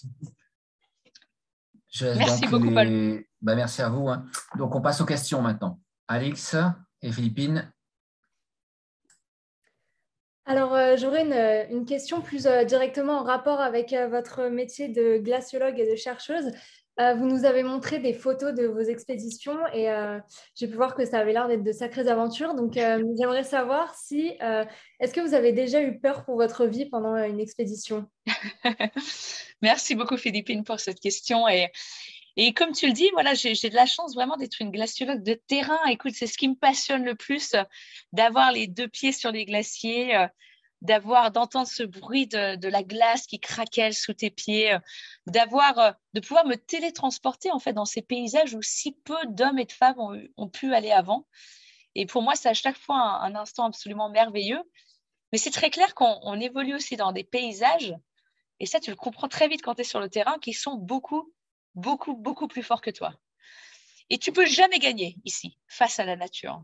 Et si tu décides en fait de lutter face à cette nature, tu es sûr de perdre. Ici, la nature, elle est très rapide à te rappeler à l'ordre. Et lors de ma toute dernière expédition qui avait été évoquée par monsieur le proviseur, c'était une expédition qui avait eu lieu il y a 1 an tout pile. On a eu des vents jusqu'à 140 km/h pendant les 2 premières semaines de l'expédition. On campait, on se déplaçait en ski, on était très vulnérables. Et les conditions étaient tellement horribles que pour dormir, on devait s'enterrer dans des trous de neige, sinon notre campement allait se faire arracher. Et je peux te dire que oui, quoi, la peur est un sentiment que l'on a au quotidien dans ces paysages-là. Mais aussi la peur, je pense, c'est très importante parce que le moment où tu oublies ce sentiment-là, c'est peut-être le moment où tu oublies ce respect que tu dois avoir par rapport au paysage. Et pour moi, la peur, je suis très vigilante justement de l'écouter parce que quand je sens au fond de moi-même, tu vois, j'ai des sortes de papillons dans le ventre et je me dis, oh là là, attends, qu'est-ce qu'on est en train de faire là? Je sens qu'on est en train de faire une bêtise. Et bien finalement, cette sorte de 6e sens ou d'intuition, je ne sais pas comment on pourrait appeler ça, te permet vraiment de prendre les bonnes décisions au bon moment. Et pendant ma dernière expédition, tu sais, je termine là-dessus, on était un groupe 100% de nanas, on était 4 nanas, 4 scientifiques, et on a décidé de suivre l'avis de la personne qui avait toujours le plus peur. Et ça nous a évité, je pense, mais des problèmes tous les jours, parce qu'on a toutes peur à des moments différents. Et évidemment, il y avait des moments où il fallait prendre des décisions, il fallait quand même agir, mais de pouvoir respecter nos émotions les unes des autres, de pouvoir avoir beaucoup d'empathie, beaucoup de compassion et d'écouter ses peurs, nous a sorti de pas mal de problèmes. Donc, c'est un point très important. Merci, Philippine. Alors, merci encore pour votre conférence vraiment passionnante notamment sur les menaces et les causes de ce réchauffement climatique. J'avais justement une question concernant les mesures gouvernementales qui seraient nécessaires à la conservation des glaciers aujourd'hui. Et donc, selon vous, quelles sont en fait les mesures gouvernementales qui seraient déterminantes pour ce maintien des glaciers. Et donc, c'est justement ce qui est dit déjà dans le chat pour le moment. Comment peut-on influencer les gouvernements à faire plus, notamment? Merci à Frédérica Rossi. Donc, quelle serait, selon vous, la réponse qu'on pourrait apporter? Oui, alors, tout est là. Je pense, Alix, c'est une très, très bonne question. Et merci aussi, Frédérica, pour cette question. C'est vrai que pour les glaciers, c'est pas si simple que ça. Il n'y a pas vraiment de solution facile à mettre en place. Allez, on balance quelques dizaines de millions d'euros là-dedans et on peut sauver les glaciers sur Terre. Non. En fait, pour sauver les glaciers sur Terre et pour nous sauver nous-mêmes, il faut à tout prix arrêter d'utiliser des énergies fossiles le plus vite possible. Les énergies fossiles, c'est le charbon, c'est le gaz naturel, hein, qui est tout autant naturel que du pétrole. Voilà, c'est le pétrole aussi. C'est la tourbe. Ça va, il y a des endroits sur Terre où on utilise encore beaucoup de tourbe pour se chauffer, pour produire de l'électricité. Et chaque mètre cube de gaz naturel qu'on utilise fait pencher la balance et accélère, amplifie, décuple le changement climatique. Aujourd'hui, les énergies renouvelables sont beaucoup moins chères que d'utiliser des énergies fossiles. Je veux dire, l'équation, elle est là. On n'a plus aucune excuse aujourd'hui pour ne pas utiliser des énergies renouvelables. Mais c'est vrai que l'action contre le dérèglement climatique nous paraît chère de premier abord. Pourquoi elle nous paraît chère? Tout simplement parce qu'on subventionne les énergies fossiles. On subventionne les énergies fossiles à une hauteur hallucinante. Et là, on en parle depuis le début de la guerre en Ukraine. C'est des centaines de millions de dollars chaque jour qui sont versés dans les énergies fossiles. Et c'est pour ça que les énergies fossiles nous paraissent encore moins chères de continuer à les utiliser que d'installer des énergies renouvelables. Mais c'est faux. Tout ça, c'est une illusion, tout simplement parce qu'encore une fois, on les subventionne. Alors, comment est-ce qu'on peut essayer de faire pencher la balance pour les gouvernements? Alors là, écoutez, j'aimerais bien avoir la réponse parce que je fais ce métier depuis plus de 10-15 ans maintenant. J'ai souvent l'occasion de briefer des gouvernements, des sénateurs, des membres de congrès divers et des parlementaires. Et on essaie tout ce qui est en notre possible, en tout cas, de les faire changer. Et il y a un point sur lequel on insiste beaucoup, c'est que si aujourd'hui on investit dans les énergies renouvelables, si on investit contre le dérèglement climatique, ce sera toujours beaucoup moins cher, mais à des échelles de magnitude, ce sera toujours beaucoup moins cher que de subir les conséquences de l'inaction, que de subir les conséquences du dérèglement climatique. Donc, rester les bras croisés aujourd'hui va nous coûter mais tellement cher à l'avenir que si on investit aujourd'hui, qui est peut-être cher en amont, sera beaucoup moins cher en aval. Et ces notions d'argent sont importantes, mais le problème souvent des gouvernements, c'est les échelles de temps auxquelles ils fonctionnent. Donc, comment est-ce qu'on arrive à travailler sur les mêmes échelles de temps qu'eux? Mais finalement, le dérèglement climatique nous aide un peu là-dedans, parce qu'on voit que les catastrophes naturelles qui sont liées au dérèglement climatique s'accélèrent d'année après année et qu'on voit que finalement, ça s'accélère beaucoup plus que même nous, les scientifiques, on le pensait. Et que si on agit dès maintenant, et bien finalement, même dans 1, 2, 3 ans, on en verra les résultats positifs. Et ce n'est pas seulement une question d'argent, c'est aussi une question de vie humaine, c'est aussi une question de bien-être, c'est aussi une question de respect entre les pays. Aujourd'hui, on fait face à un challenge qui est monumental, qui est parfois terrifiant, bien sûr, mais on est aussi face à un moment dans nos vies qui est absolument extraordinaire, parce qu'on est capable de réinventer un futur qui nous ressemble. Et j'ai la chance de souvent bosser avec les jeunes sur ces questions-là. Beaucoup ont peur de l'avenir et ce n'est pas aux jeunes à payer nos dettes climatiques, de payer toutes les erreurs que l'on a fait jusqu'à maintenant, mais c'est très clair que c'est à nous aujourd'hui de faire ce travail, nous les adultes, de faire ce travail pour recréer un futur qui soit en adéquation par rapport aux limites planétaires, parce que c'est très clair qu'aujourd'hui, notre système politique comme notre système économique semble oublier que la planète Terre existe et que cette Terre, elle a des limites. Elle a des limites de ressources, elle a des limites de température, elle a des limites de quantité d'eau douce qui existent et que si on oublie ça, on court tous à nos pertes. Mais plutôt que de voir ça de façon très négative, j'essaie de voir ça de façon super positive. Et je me dis que là, c'est vraiment le moment ou jamais pour être super créatifs tous ensemble et réfléchir à des solutions qui nous replacent dans ces limites planétaires, qui nous reconnectent à cette nature qui est juste merveilleuse. Et c'est seulement en travaillant ensemble qu'on y arrivera. Donc, je compte sur vous toutes et tous ce soir, c'est sûr. Alors, on a une autre question dans le chat. On vous demande si les scientifiques sont réellement optimistes ou bien désespérés. Ah bah oui, Philippine, c'est une bonne question. Je vois que c'est Corinne qui a posé la question. Merci pour cette question.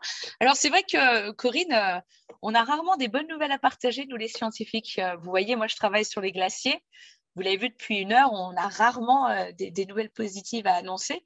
Et c'est vrai que c'est pas facile dans la vie de tous les jours de se dire, mais comment est-ce qu'on peut utiliser toute cette peut-être cette rage parfois qui nous consomme, comment est-ce qu'on peut transformer l'essai et rendre ça positif? Et c'est clair que là, il y a toute une génération de scientifiques qui est en train d'arriver, mais qui en veulent. Alors ça, je peux vous le dire qu'ils ont envie vraiment de changer les choses. Ils ont envie de changer les choses en commençant par nous, les scientifiques, en commençant par notre propre empreinte carbone, l'empreinte carbone de nos expéditions sur le terrain, l'empreinte carbone de nos déplacements. Et ils ont vraiment envie de montrer l'exemple. On a vraiment aussi envie de communiquer sur ce dérèglement climatique. Et on le voit, et moi, c'est ça qui me donne vraiment énormément d'énergie. Je le vois au quotidien. C'est quand j'ai la chance d'intervenir comme ce soir et d'expliquer les enjeux qui sont liés au dérèglement climatique, la première question qu'on me pose systématiquement, et surtout des personnes qui ne connaissaient pas ce sujet-là, on me demande, mais Heidi, mais qu'est-ce que je peux faire, quoi? Et c'est ça qui est dingue, c'est ça qui est génial, quoi. C'est qu'une fois que les gens comprennent ce qui se passe, on n'a pas envie de rester les bras croisés, quoi. La première chose qu'on a envie de dire, mais attends, mais c'est qu'est-ce que je peux faire au quotidien? Qu'est-ce que je peux faire quand je vais aller voter? Qu'est-ce que je peux faire dans mon travail? Qu'est-ce que je peux faire avec ma famille, avec mes amis? Qu'est-ce qu'on peut faire collectivement pour agir? Et aujourd'hui, on voit que l'action, elle n'est pas vraiment du côté des gouvernements, même si ça bouge pas assez vite, ça bouge quand même. Elle est vraiment au niveau des jeunes générations. L'action, elle est vraiment au niveau du bottom-up et c'est ça qu'il faut favoriser. Il faut que des scientifiques comme moi continuent à rendre la science accessible. Il faut qu'on continue à travailler main dans la main avec les jeunes. C'est eux aussi qui ont les solutions. C'est eux aussi qui nous demandent à être meilleurs, qui nous poussent à faire du meilleur travail. Et c'est vraiment en étant empowered de faire une différence qu'on y arrivera. Il ne faut pas rester attentiste. Il faut vraiment être dans l'action aujourd'hui. Donc, Corinne, on y va, quoi. On lâche rien. Et donc justement, comme vous l'avez dit, dans cette idée d'action, on a justement une question de Nicolas Dupuis. Comment protéger l'Antarctique des activités industrielles humaines aujourd'hui? Merci Alix. Et Nicolas, alors là, c'est vraiment un point épineux. En effet, les activités industrielles en Antarctique. Alors, je vais commencer peut-être par évoquer l'Arctique, qui est peut-être plus avancé sur ces questions-là. L'Arctique n'est pas protégé par un traité comme le traité de l'Antarctique. L'Arctique vraiment est possédé par différents pays. C'est indiscutable. Il y a seulement une région qui s'appelle l'Arctique central, le haut Arctique central, qui sont des eaux internationales. Mais le reste de l'Arctique est habité et administré par des pays. C'est déjà décidé, c'est dans les textes. Et il y a donc énormément d'activités industrielles en Arctique. Ça fait plusieurs centaines d'années même que l'on va dans l'Arctique pour exploiter les ressources. C'était la baleine à une époque. Ensuite, ça a été le reste de la faune sauvage sur Terre. Assez rapidement, on s'est tourné vers les ressources géologiques, donc le charbon, le gypse, beaucoup ici au Svalbard. Et aujourd'hui, on extrait beaucoup de terres rares et de minerais rares ici en Arctique. Et en Arctique, c'est clair qu'il n'y aura pas de moratorium par rapport à l'utilisation de ces ressources-là. Mais il y a beaucoup de discussions au sein du Conseil de l'Arctique, en temps normal, pas vraiment en ce moment, par rapport à ce qui se passe avec la guerre en Ukraine. Mais il y a beaucoup de discussions au sein du Conseil de l'Arctique. Comment est-ce qu'on peut utiliser les ressources de l'Arctique en ayant le moins d'impact possible sur l'environnement? Donc ça, c'est l'Arctique. Si on regarde ce qui se passe en Antarctique, il n'y a aucun doute qu'il y a énormément de ressources en Antarctique aussi. Pour l'instant, les ressources principales qui sont utilisées en Antarctique, c'est le krill. Donc, ces petites crevettes, ces petits crustacés là que l'on retrouve dans nos oméga 3, par exemple, qui servent aussi à nourrir d'autres poissons. Il y a énormément de pêche autour de l'Antarctique, jusqu'à une certaine limite. Il y a aussi beaucoup d'autres ressources, que pareil, en minerais, en pétrole et en gaz, aussi autour de l'Antarctique. Alors là, beaucoup plus difficile d'accès. Les fonds sous-marins autour de l'Antarctique sont très précieux. Et là, les débats sont très salés par rapport à l'Antarctique, parce que l'Antarctique n'appartient à personne. Et beaucoup voient l'Antarctique, qui est censée être une terre pour la paix et pour la science, comme finalement un gâteau plein de ressources qui n'a pas encore été découpé par les pays différents. Les pays font des claims, je ne sais pas comment on dit en français, des revendications peut-être de territoire, ce n'est pas reconnu du tout au niveau de l'ONU, mais c'est clair que les pays se préparent peut-être à un changement de législation et sont dans les starting blocks pour aller exploiter les ressources de l'Antarctique. Et ce qu'il faut défendre à tout prix en Antarctique, c'est justement le traité de l'Antarctique.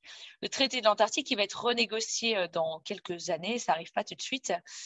Certains disent que ça ne va pas bouger, d'autres disent que c'est l'inverse, que les pays sont tellement prêts à aller exploiter les ressources que ça risque de bouger. Donc là, c'est très politique et encore une fois, il ne faut pas laisser ça passer. Il ne faut pas laisser ça passer. Il ne faut pas que ce soit une discussion entre un tout petit groupe de pays, un petit groupe de personnes, un petit groupe d'industriels. Il faut continuer à créer des aires marines protégées. Et la France est très impliquée là-dedans avec notre ambassadeur des pôles Olivier Poivre-d'Arvor.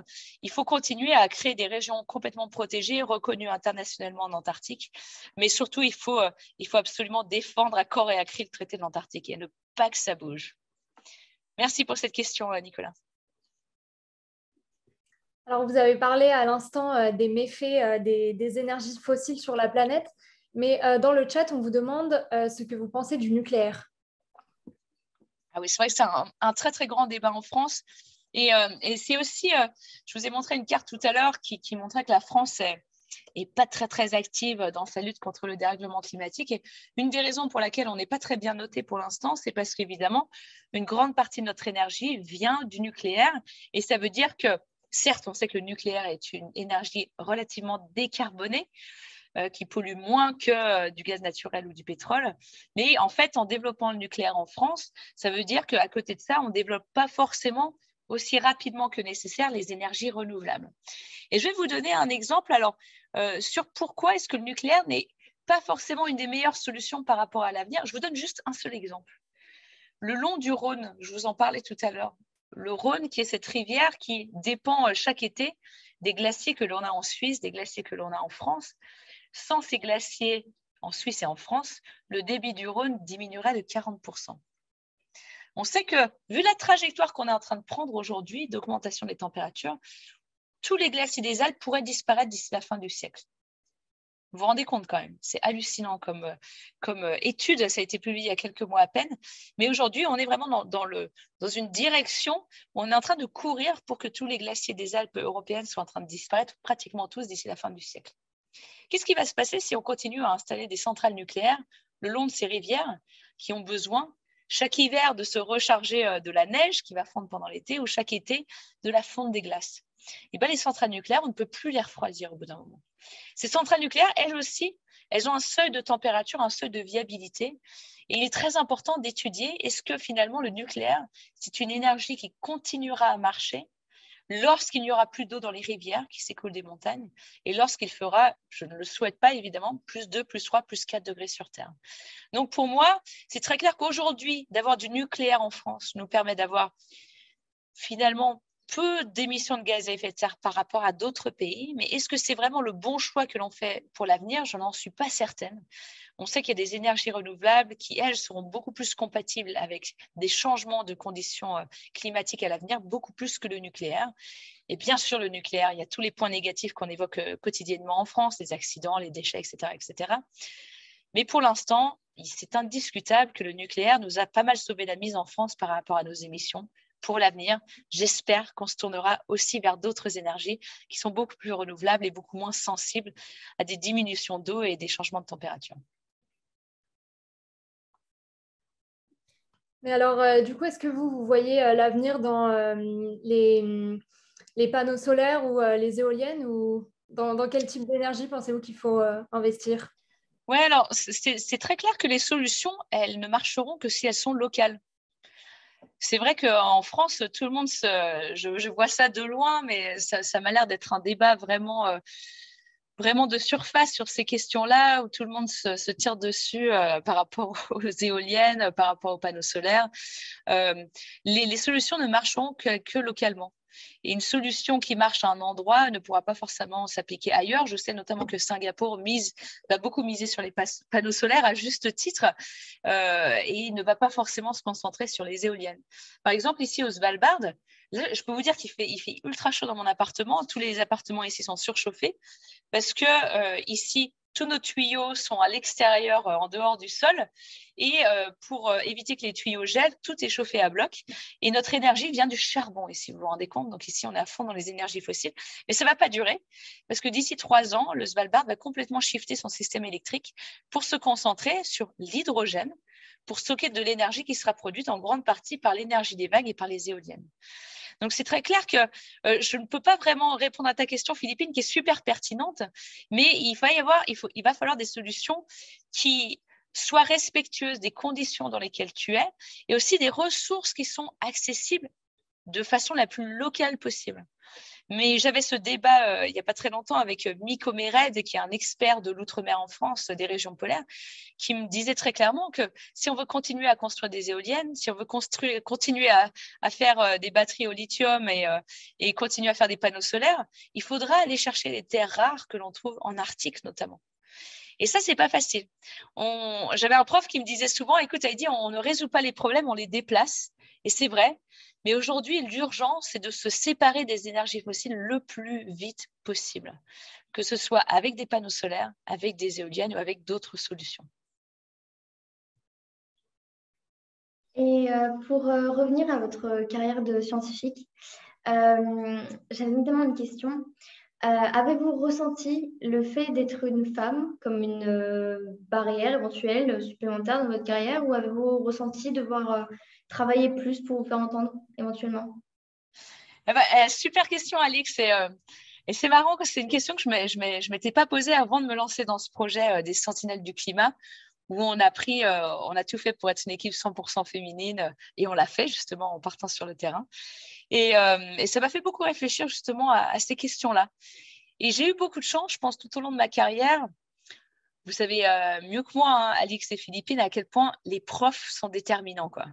Je suis sûre que vous avez des exemples de profs qui vous ont vraiment marqué. Moi, je m'en souviens encore, quoi. J'ai des profs de géographie ou des profs de physique, chimie, d'histoire qui me passionnaient.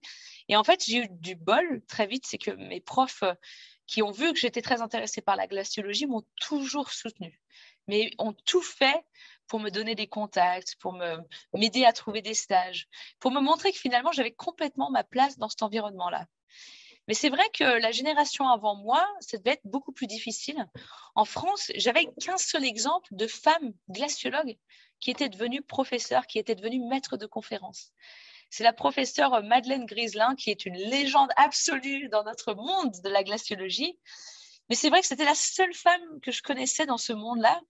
Et je me suis dit, bah, finalement, ça me faisait un petit peu douter par moment, est-ce que je suis complètement à ma place ou pas? Mais en étant sur le terrain avec des hommes et des femmes, je n'ai plus jamais douté. C'est clair que parfois, écoute, parfois on est un petit peu moins fort physiquement, mais parfois on est plus fort physiquement que les hommes. Parfois, il y a des mecs qui sont beaucoup plus émotifs que nous, parfois on est presque plus solide qu'eux. En fait, ça ne veut pas forcément dire grand-chose d'être un homme et d'être une femme sur le terrain.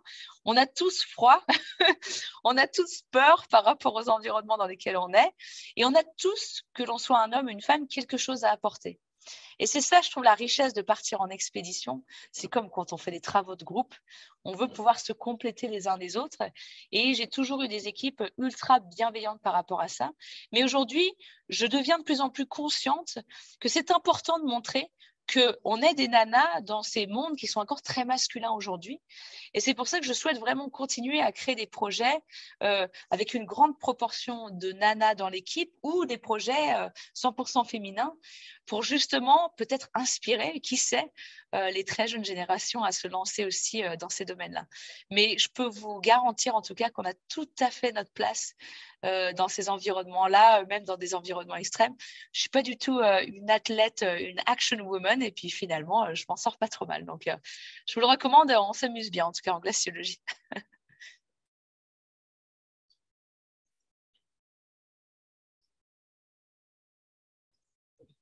Alors, on a une nouvelle question dans le chat. On vous demande quels sont vos prochains projets dans votre métier de glaciologue.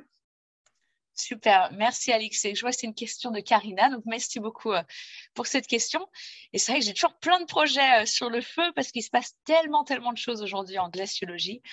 On a envie d'être un petit peu partout et de donner un coup de main le plus possible aux différents chercheurs.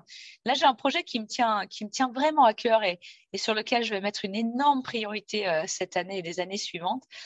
C'est un projet qui s'appelle The Last Tropical Glaciers, donc les derniers glaciers tropicaux. Et c'est un projet qui est assez fou, qui justement travaille sur des glaciers qui sont dans les régions tropicales. Donc, il n'y a pas de glaciers à Singapour, mais il y a des glaciers, par exemple, en Papouasie-Nouvelle-Guinée. Il en reste 2, alors ils ne sont pas très nombreux. Il y a encore quelques glaciers en Afrique de l'Est, le Kilimandjaro, l'Ouganda, le Kenya. Il y a encore quelques glaciers tropicaux, quand même beaucoup plus nombreux, qui sont par exemple au Mexique, au Venezuela, en Équateur, en Colombie. C'est vraiment des pays qu'on n'évoque jamais lorsque l'on parle des glaciers. Et pourtant, il y a encore des glaciers qui s'accrochent au sommet des montagnes là-haut, qui font tout pour survivre. C'est vraiment pas facile. Mais finalement, ces glaciers tropicaux, ils ont encore beaucoup de choses à nous dire. Et ce projet, il vise à plusieurs choses. La première, c'est un projet scientifique. Donc, on va aller cartographier ces glaciers qui ont été complètement oubliés de ma communauté scientifique. On veut tout faire pour cartographier l'évolution de ces glaciers et donner un coup de main aux scientifiques locaux. Ces glaciers-là, malheureusement, ils sont en voie d'extermination. On sait que d'ici 5 à 10 ans, on risque de perdre une énorme partie des glaciers tropicaux. Les glaciers de l'Ouganda, qui est ma prochaine destination, d'ici 5 à 10 ans, ils risquent de ne plus être là. Donc, ce qu'on veut créer, en plus de ces cartographies scientifiques, on veut créer de véritables expériences digitales éducatives. On veut permettre à des jeunes de Singapour, de France, d'États-Unis, grâce à leur téléphone, à leur ordinateur, de se télétransporter sur les glaciers des Rwenzori, les glaciers en Ouganda, et de rentrer dans la peau d'un glaciologue, d'une glaciologue, et de mieux comprendre ce qui se passe dans ces écosystèmes-là. Parce que d'ici 5 à 10 ans, lorsque ces glaciers auront disparu, qui s'en souviendra, quoi? Et je pense que ces glaciers ont encore vraiment un rôle très important, beaucoup de choses à nous transmettre. Et c'est un symbole finalement du dérèglement climatique aujourd'hui. Donc autant faire en sorte que ces glaciers ne disparaissent pas en silence et qu'on leur donne la voix la plus forte possible avant qu'il ne soit trop tard. Donc les derniers glaciers tropicaux, The Last Tropical Glaciers, voilà, c'est mon nouveau projet. Et là, on est en pleine recherche de partenariats, de sponsors pour mettre ça en place. Mais j'ai vraiment hâte en tout cas de vous en dire plus. Et si vous êtes d'accord, je serais ravie en tout cas de vous faire tester nos premiers produits d'expérience digitale. On veut créer vraiment une sorte de jeu vidéo par rapport à ces glaciers-là pour rendre l'apprentissage des connaissances sur le climat super attractif. Donc, peut-être qu'avec IFS, on pourrait continuer à rester en contact par rapport à ça. Ce serait super cool.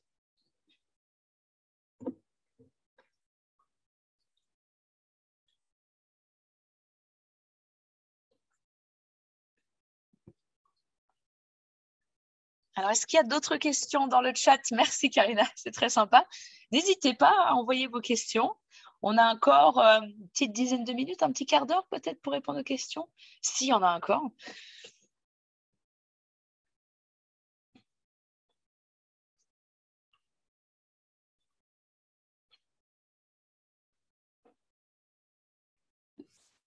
Vous nous avez parlé donc de quelques de vos expéditions. Donc, j'aimerais savoir quelle est l'expédition qui vous a le plus marqué.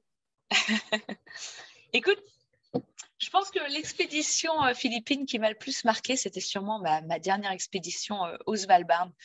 Donc celle que j'ai déjà évoquée quelques fois, l'expédition des Sentinelles du climat.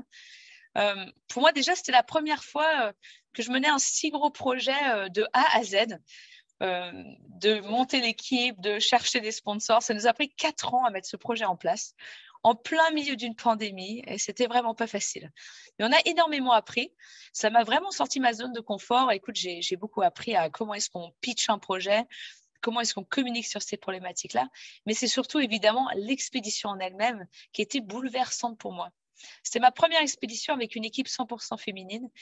Et je t'avoue qu'entre nous, je pense que la seule raison pour laquelle on a pu survivre à cette expédition et ne pas se faire ramasser par les tempêtes qu'on a eues, c'était parce qu'on était une expédition 100% féminine.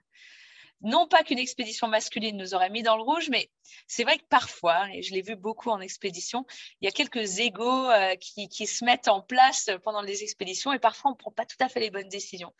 Mais là, écoute, on n'avait rien à prouver. Tout ce qu'on voulait, c'était survivre le plus longtemps possible, faire de la recherche scientifique.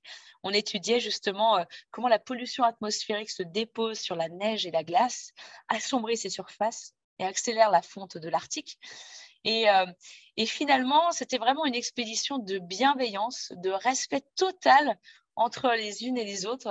Et vraiment, on osait dire quand ça allait pas, on osait dire quand on avait peur, quand on était stressé, quand on avait l'impression qu'on prenait les mauvaises décisions.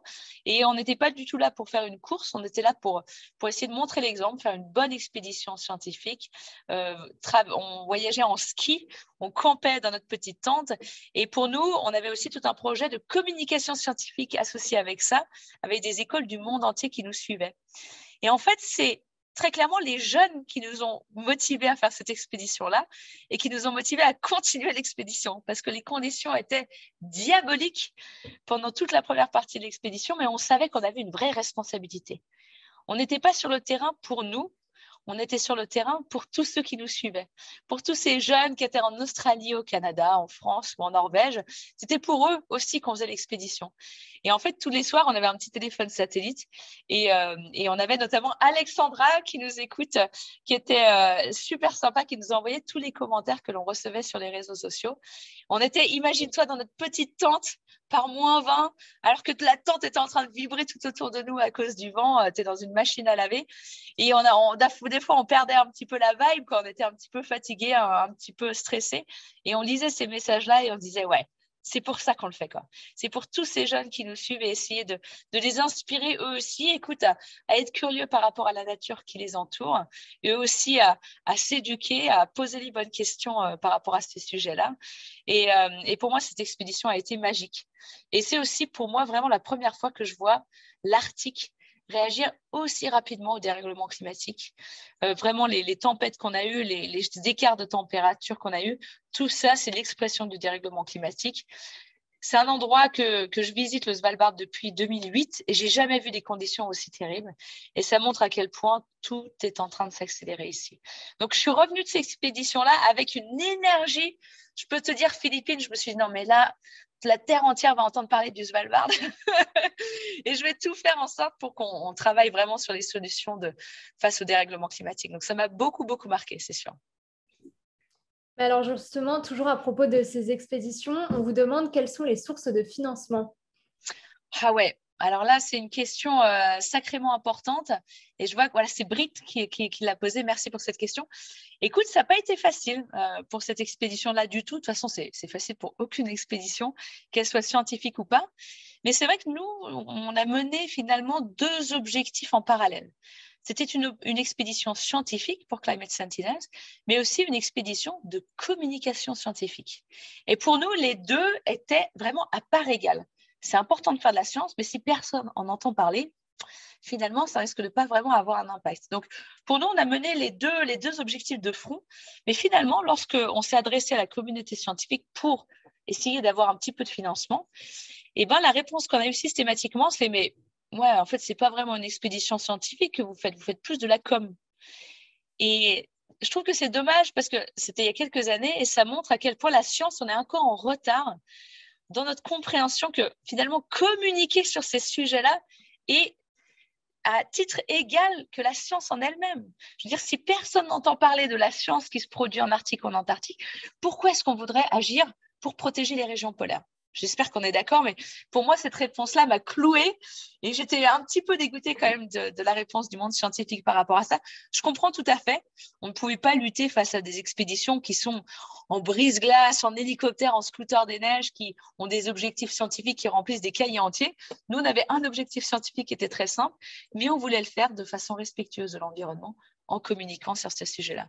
Donc finalement, on n'a eu aucun financement de la communauté scientifique.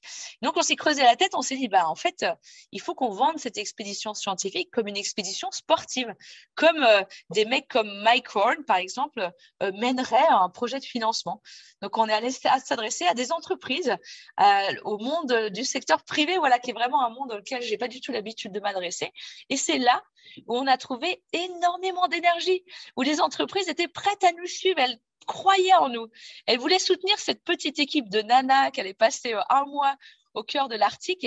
Et là, je me suis dit que finalement, tu vois, le monde privé, le monde du business, c'est un monde auquel nous, les scientifiques, on ne s'adresse pas assez. Et là, on a noué des connexions formidables avec des entreprises alors qui travaillent sur plein de sujets différents. Et grâce à ces connexions qu'on a établies, on a pu ensuite partager avec ces entreprises le résultat de nos expéditions scientifiques. Et je trouve que c'est génial finalement de faire en sorte que certes la communauté scientifique parle au gouvernement, parle au grand public, mais aussi s'adresse aux entreprises. Parce que les entreprises, elles peuvent réagir très vite face à des changements. Elles peuvent prendre des décisions extrêmement efficaces face au dérèglement climatique. Donc finalement, tu vois, on a eu beaucoup plus de répondants dans le monde privé que dans le monde public.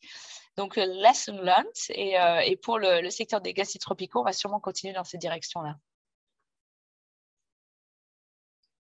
Dans le chat, on a notamment une question qui évoque un risque assez particulier, qui est le risque de la libération de certains microbes anciens, potentiellement pathogènes, qui pourraient donc être libérés et affecter les humains et autres organismes. Comment s'y prémunir et surtout, est-ce que c'est un risque réel ou plutôt anecdotique? Ah ouais, alors très très bonne question. Merci Alix pour l'avoir lu et merci Valérie pour la poser. C'est un vrai problème. Alors, il faut en parler sérieusement. Ce qu'on évoque en fait ici, c'est le permafrost. Le permafrost, il recouvre quand même 1/4 des terres de l'hémisphère nord. Et c'est quoi le permafrost? C'est des terres gelées. C'est vraiment pas très compliqué. Genre, tu prends ta pioche et ta pelle ici au Svalbard, tu essaies de faire ton jardin, bah, tu peux pas parce que le sol, c'est du béton armé. Le sol, c'est complètement gelé. Et ce permafrost, ben, ça fait partie de la cryosphère, de tout ce qui est gelé, glacé sur Terre. Et dès que tu augmentes le thermostat sur Terre, le permafrost va se mettre à dégeler. Et le permafrost, dans le permafrost, il y a quoi? Et on m'avait donné cette image un jour que j'aime bien répéter. En fait, quand le permafrost dégèle, c'est un peu comme ta pizza congelée que tu sors du congélateur et que tu oublies pendant des semaines et des semaines et des semaines. Donc, ta pizza congelée, elle est faite de quoi? Elle est faite de matière organique. Il y a des tomates, qu'est-ce qu'il peut y avoir? Du chorizo, peut-être de la mozza un petit peu. Et alors, finalement, cette pizza, quand elle va se mettre à dégeler, tu sais, tu l'oublies, mais vraiment pendant des semaines et des semaines, petit à petit, tu vas voir des sortes de champignons, de la moisissure qui va commencer à pousser dessus. Ça donne plus vraiment envie de la manger. Et ben, le permafrost, c'est pareil. C'est plein de matière organique. Alors, il n'y a peut-être pas de la mozza, de la tomate ou du chorizo, mais c'est plein de matière organique. C'est plein de feuilles d'arbres, de végétation, de mammouths qui ont été enfermés finalement dans ce sol pendant des dizaines, voire des centaines de milliers d'années. Et cette matière organique, quand elle est exposée à l'air ambiant et que cet air ambiant est de plus en plus chaud, ça va se mettre à pourrir. Ça va être attaqué par les microbes, attaqué par les bactéries. Et en attaquant cette matière organique, les microbes vont rejeter des gaz à effet de serre. Ça, c'est le premier problème lié au permafrost. Mais la question, elle ne posait pas sur les gaz à effet de serre, elle se posait sur ces fameuses microbes, bactéries et ces virus. Et on sait que dans cette matière organique du permafrost, il y a des microbes, des bactéries et des virus.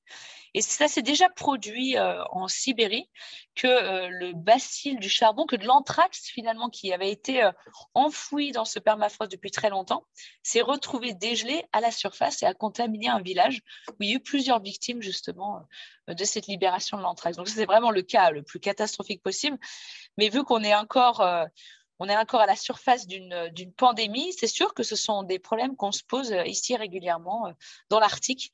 Qu'est-ce qui va sortir du permafrost si on continue à augmenter le thermostat? C'est vraiment une réalité, oui.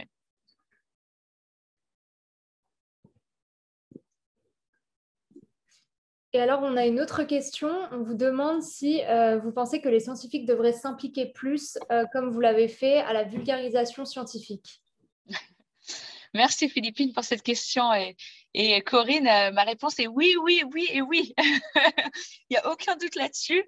Aujourd'hui, on est un peu dans une période de flottement où on le voit bien avec le Covid que la population a un petit peu perdu la confiance dans la science, ne comprend pas tout à fait ce que les scientifiques font sur le terrain, alors que c'est le moment où jamais pour reconstruire cette confiance, pour rendre la science la plus abordable possible, pour finalement permettre que les gens s'identifient dans le travail des scientifiques. Vous savez, voilà, nous, tous les jours, on fait tout pour comprendre comment le changement climatique va affecter la Terre entière. Et notre travail, il reste encore beaucoup trop obscur.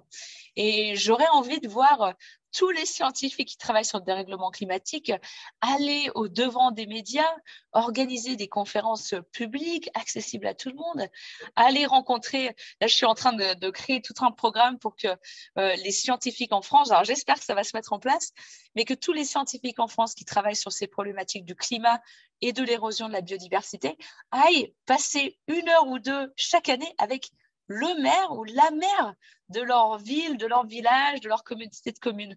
Il faut à tout prix faire en sorte que nous soyons des passeurs de science. Ce n'est pas en publiant des rapports de 4000 pages qu'on va changer la planète. Ces rapports sont ultra importants, il n'y a pas de débat là-dessus. Mais si on ne les rend pas accessibles, on ne va pas transformer l'essai. Donc j'aimerais voir, je souhaite vraiment de tout mon cœur, que les scientifiques qui travaillent sur ces problématiques-là continuent à vulgariser la science. En France, on a énormément de chance d'avoir des gens comme Valérie Masson-Delmotte, qui est mon exemple absolu de communication sur le changement climatique. N'hésitez pas à la googler, elle est du GIEC, voilà, elle fait un travail absolument extraordinaire. Mais on n'est encore aujourd'hui pas assez nombreux. Il faut qu'on ose prendre les devants et rendre notre science intéressante et accessible. On nous demande également dans le chat quels seraient les moyens d'accélérer l'atténuation des risques, puisque en effet le réchauffement climatique est la clé de notre avenir et qu'aujourd'hui la sensibilisation apparaît comme être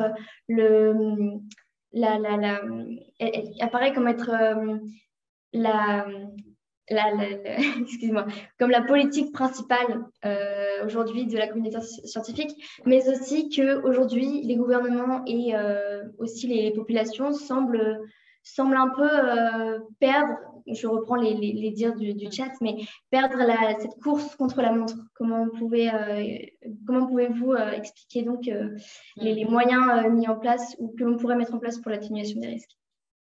Oui, merci beaucoup, Alix, pour la question, la traduction. Et thank you, May, for this question. It's very interesting. Mais c'est vrai que je pense que là, on touche du doigt un truc extrêmement intéressant, parce que c'est la frontière, finalement, entre la connaissance et l'action. Et c'est vraiment la transformation, la transition qu'il faut opérer aujourd'hui. C'est clair qu'il y a une très grande partie de la population qui est complètement aware de ce qui est en train de se passer, qui comprend, oui, ok, le climat est en train de se réchauffer. Mais ce qui manque, je pense, c'est de mettre en relation ces connaissances avec des solutions.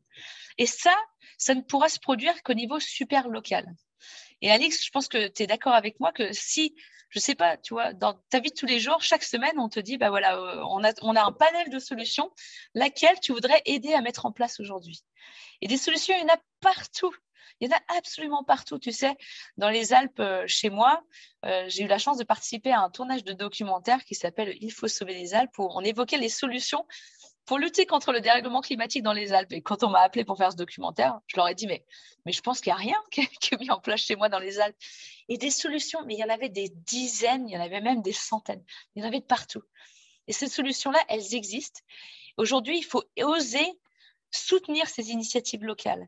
Il faut oser, par exemple, il y a des repair cafés, il faut lutter contre l'obsolescence programmée, il faut tout faire pour promouvoir, rendre la sobriété irrésistible aujourd'hui. Il faut tout faire justement pour pousser nos élus, pousser nos gouvernements à agir contre le dérèglement climatique. Et j'espère qu'à la fin de cette conférence, vous allez essayer de suivre les 3 petites étapes que j'ai évoquées au début, qui étaient de s'éduquer, de calculer son empreinte carbone et de voter. Mais finalement, tout ce que je vous souhaite, c'est de trouver au moins une chose qui vont faire pencher la balance dans le sens de l'action climatique. Quelle qu'elle soit, aujourd'hui, toutes les solutions sont bonnes à prendre, surtout si ce sont des solutions locales. Merci, Dr Sevestre. Je pense qu'il est temps de clore cette conférence. Merci beaucoup pour cette passionnante soirée, pour cette passionnante conférence. Alors, pour notre part, on vous dit à demain pour une autre conférence, donc avec plaisir. Et merci beaucoup, merci pour tout. Merci à toutes et à tous. Merci Philippine, Alix, Paul, bien sûr. Et je tiens à remercier aussi Olivier Massy, qui est la première personne qui m'a contactée pour cette série de conférences. Merci à Alexandra pour toute cette organisation, toute la communication de l'IFS et à vous toutes et tous qui avez suivi la conférence ce soir. Un immense merci et j'espère vous retrouver très bientôt. Bonne soirée. Au revoir.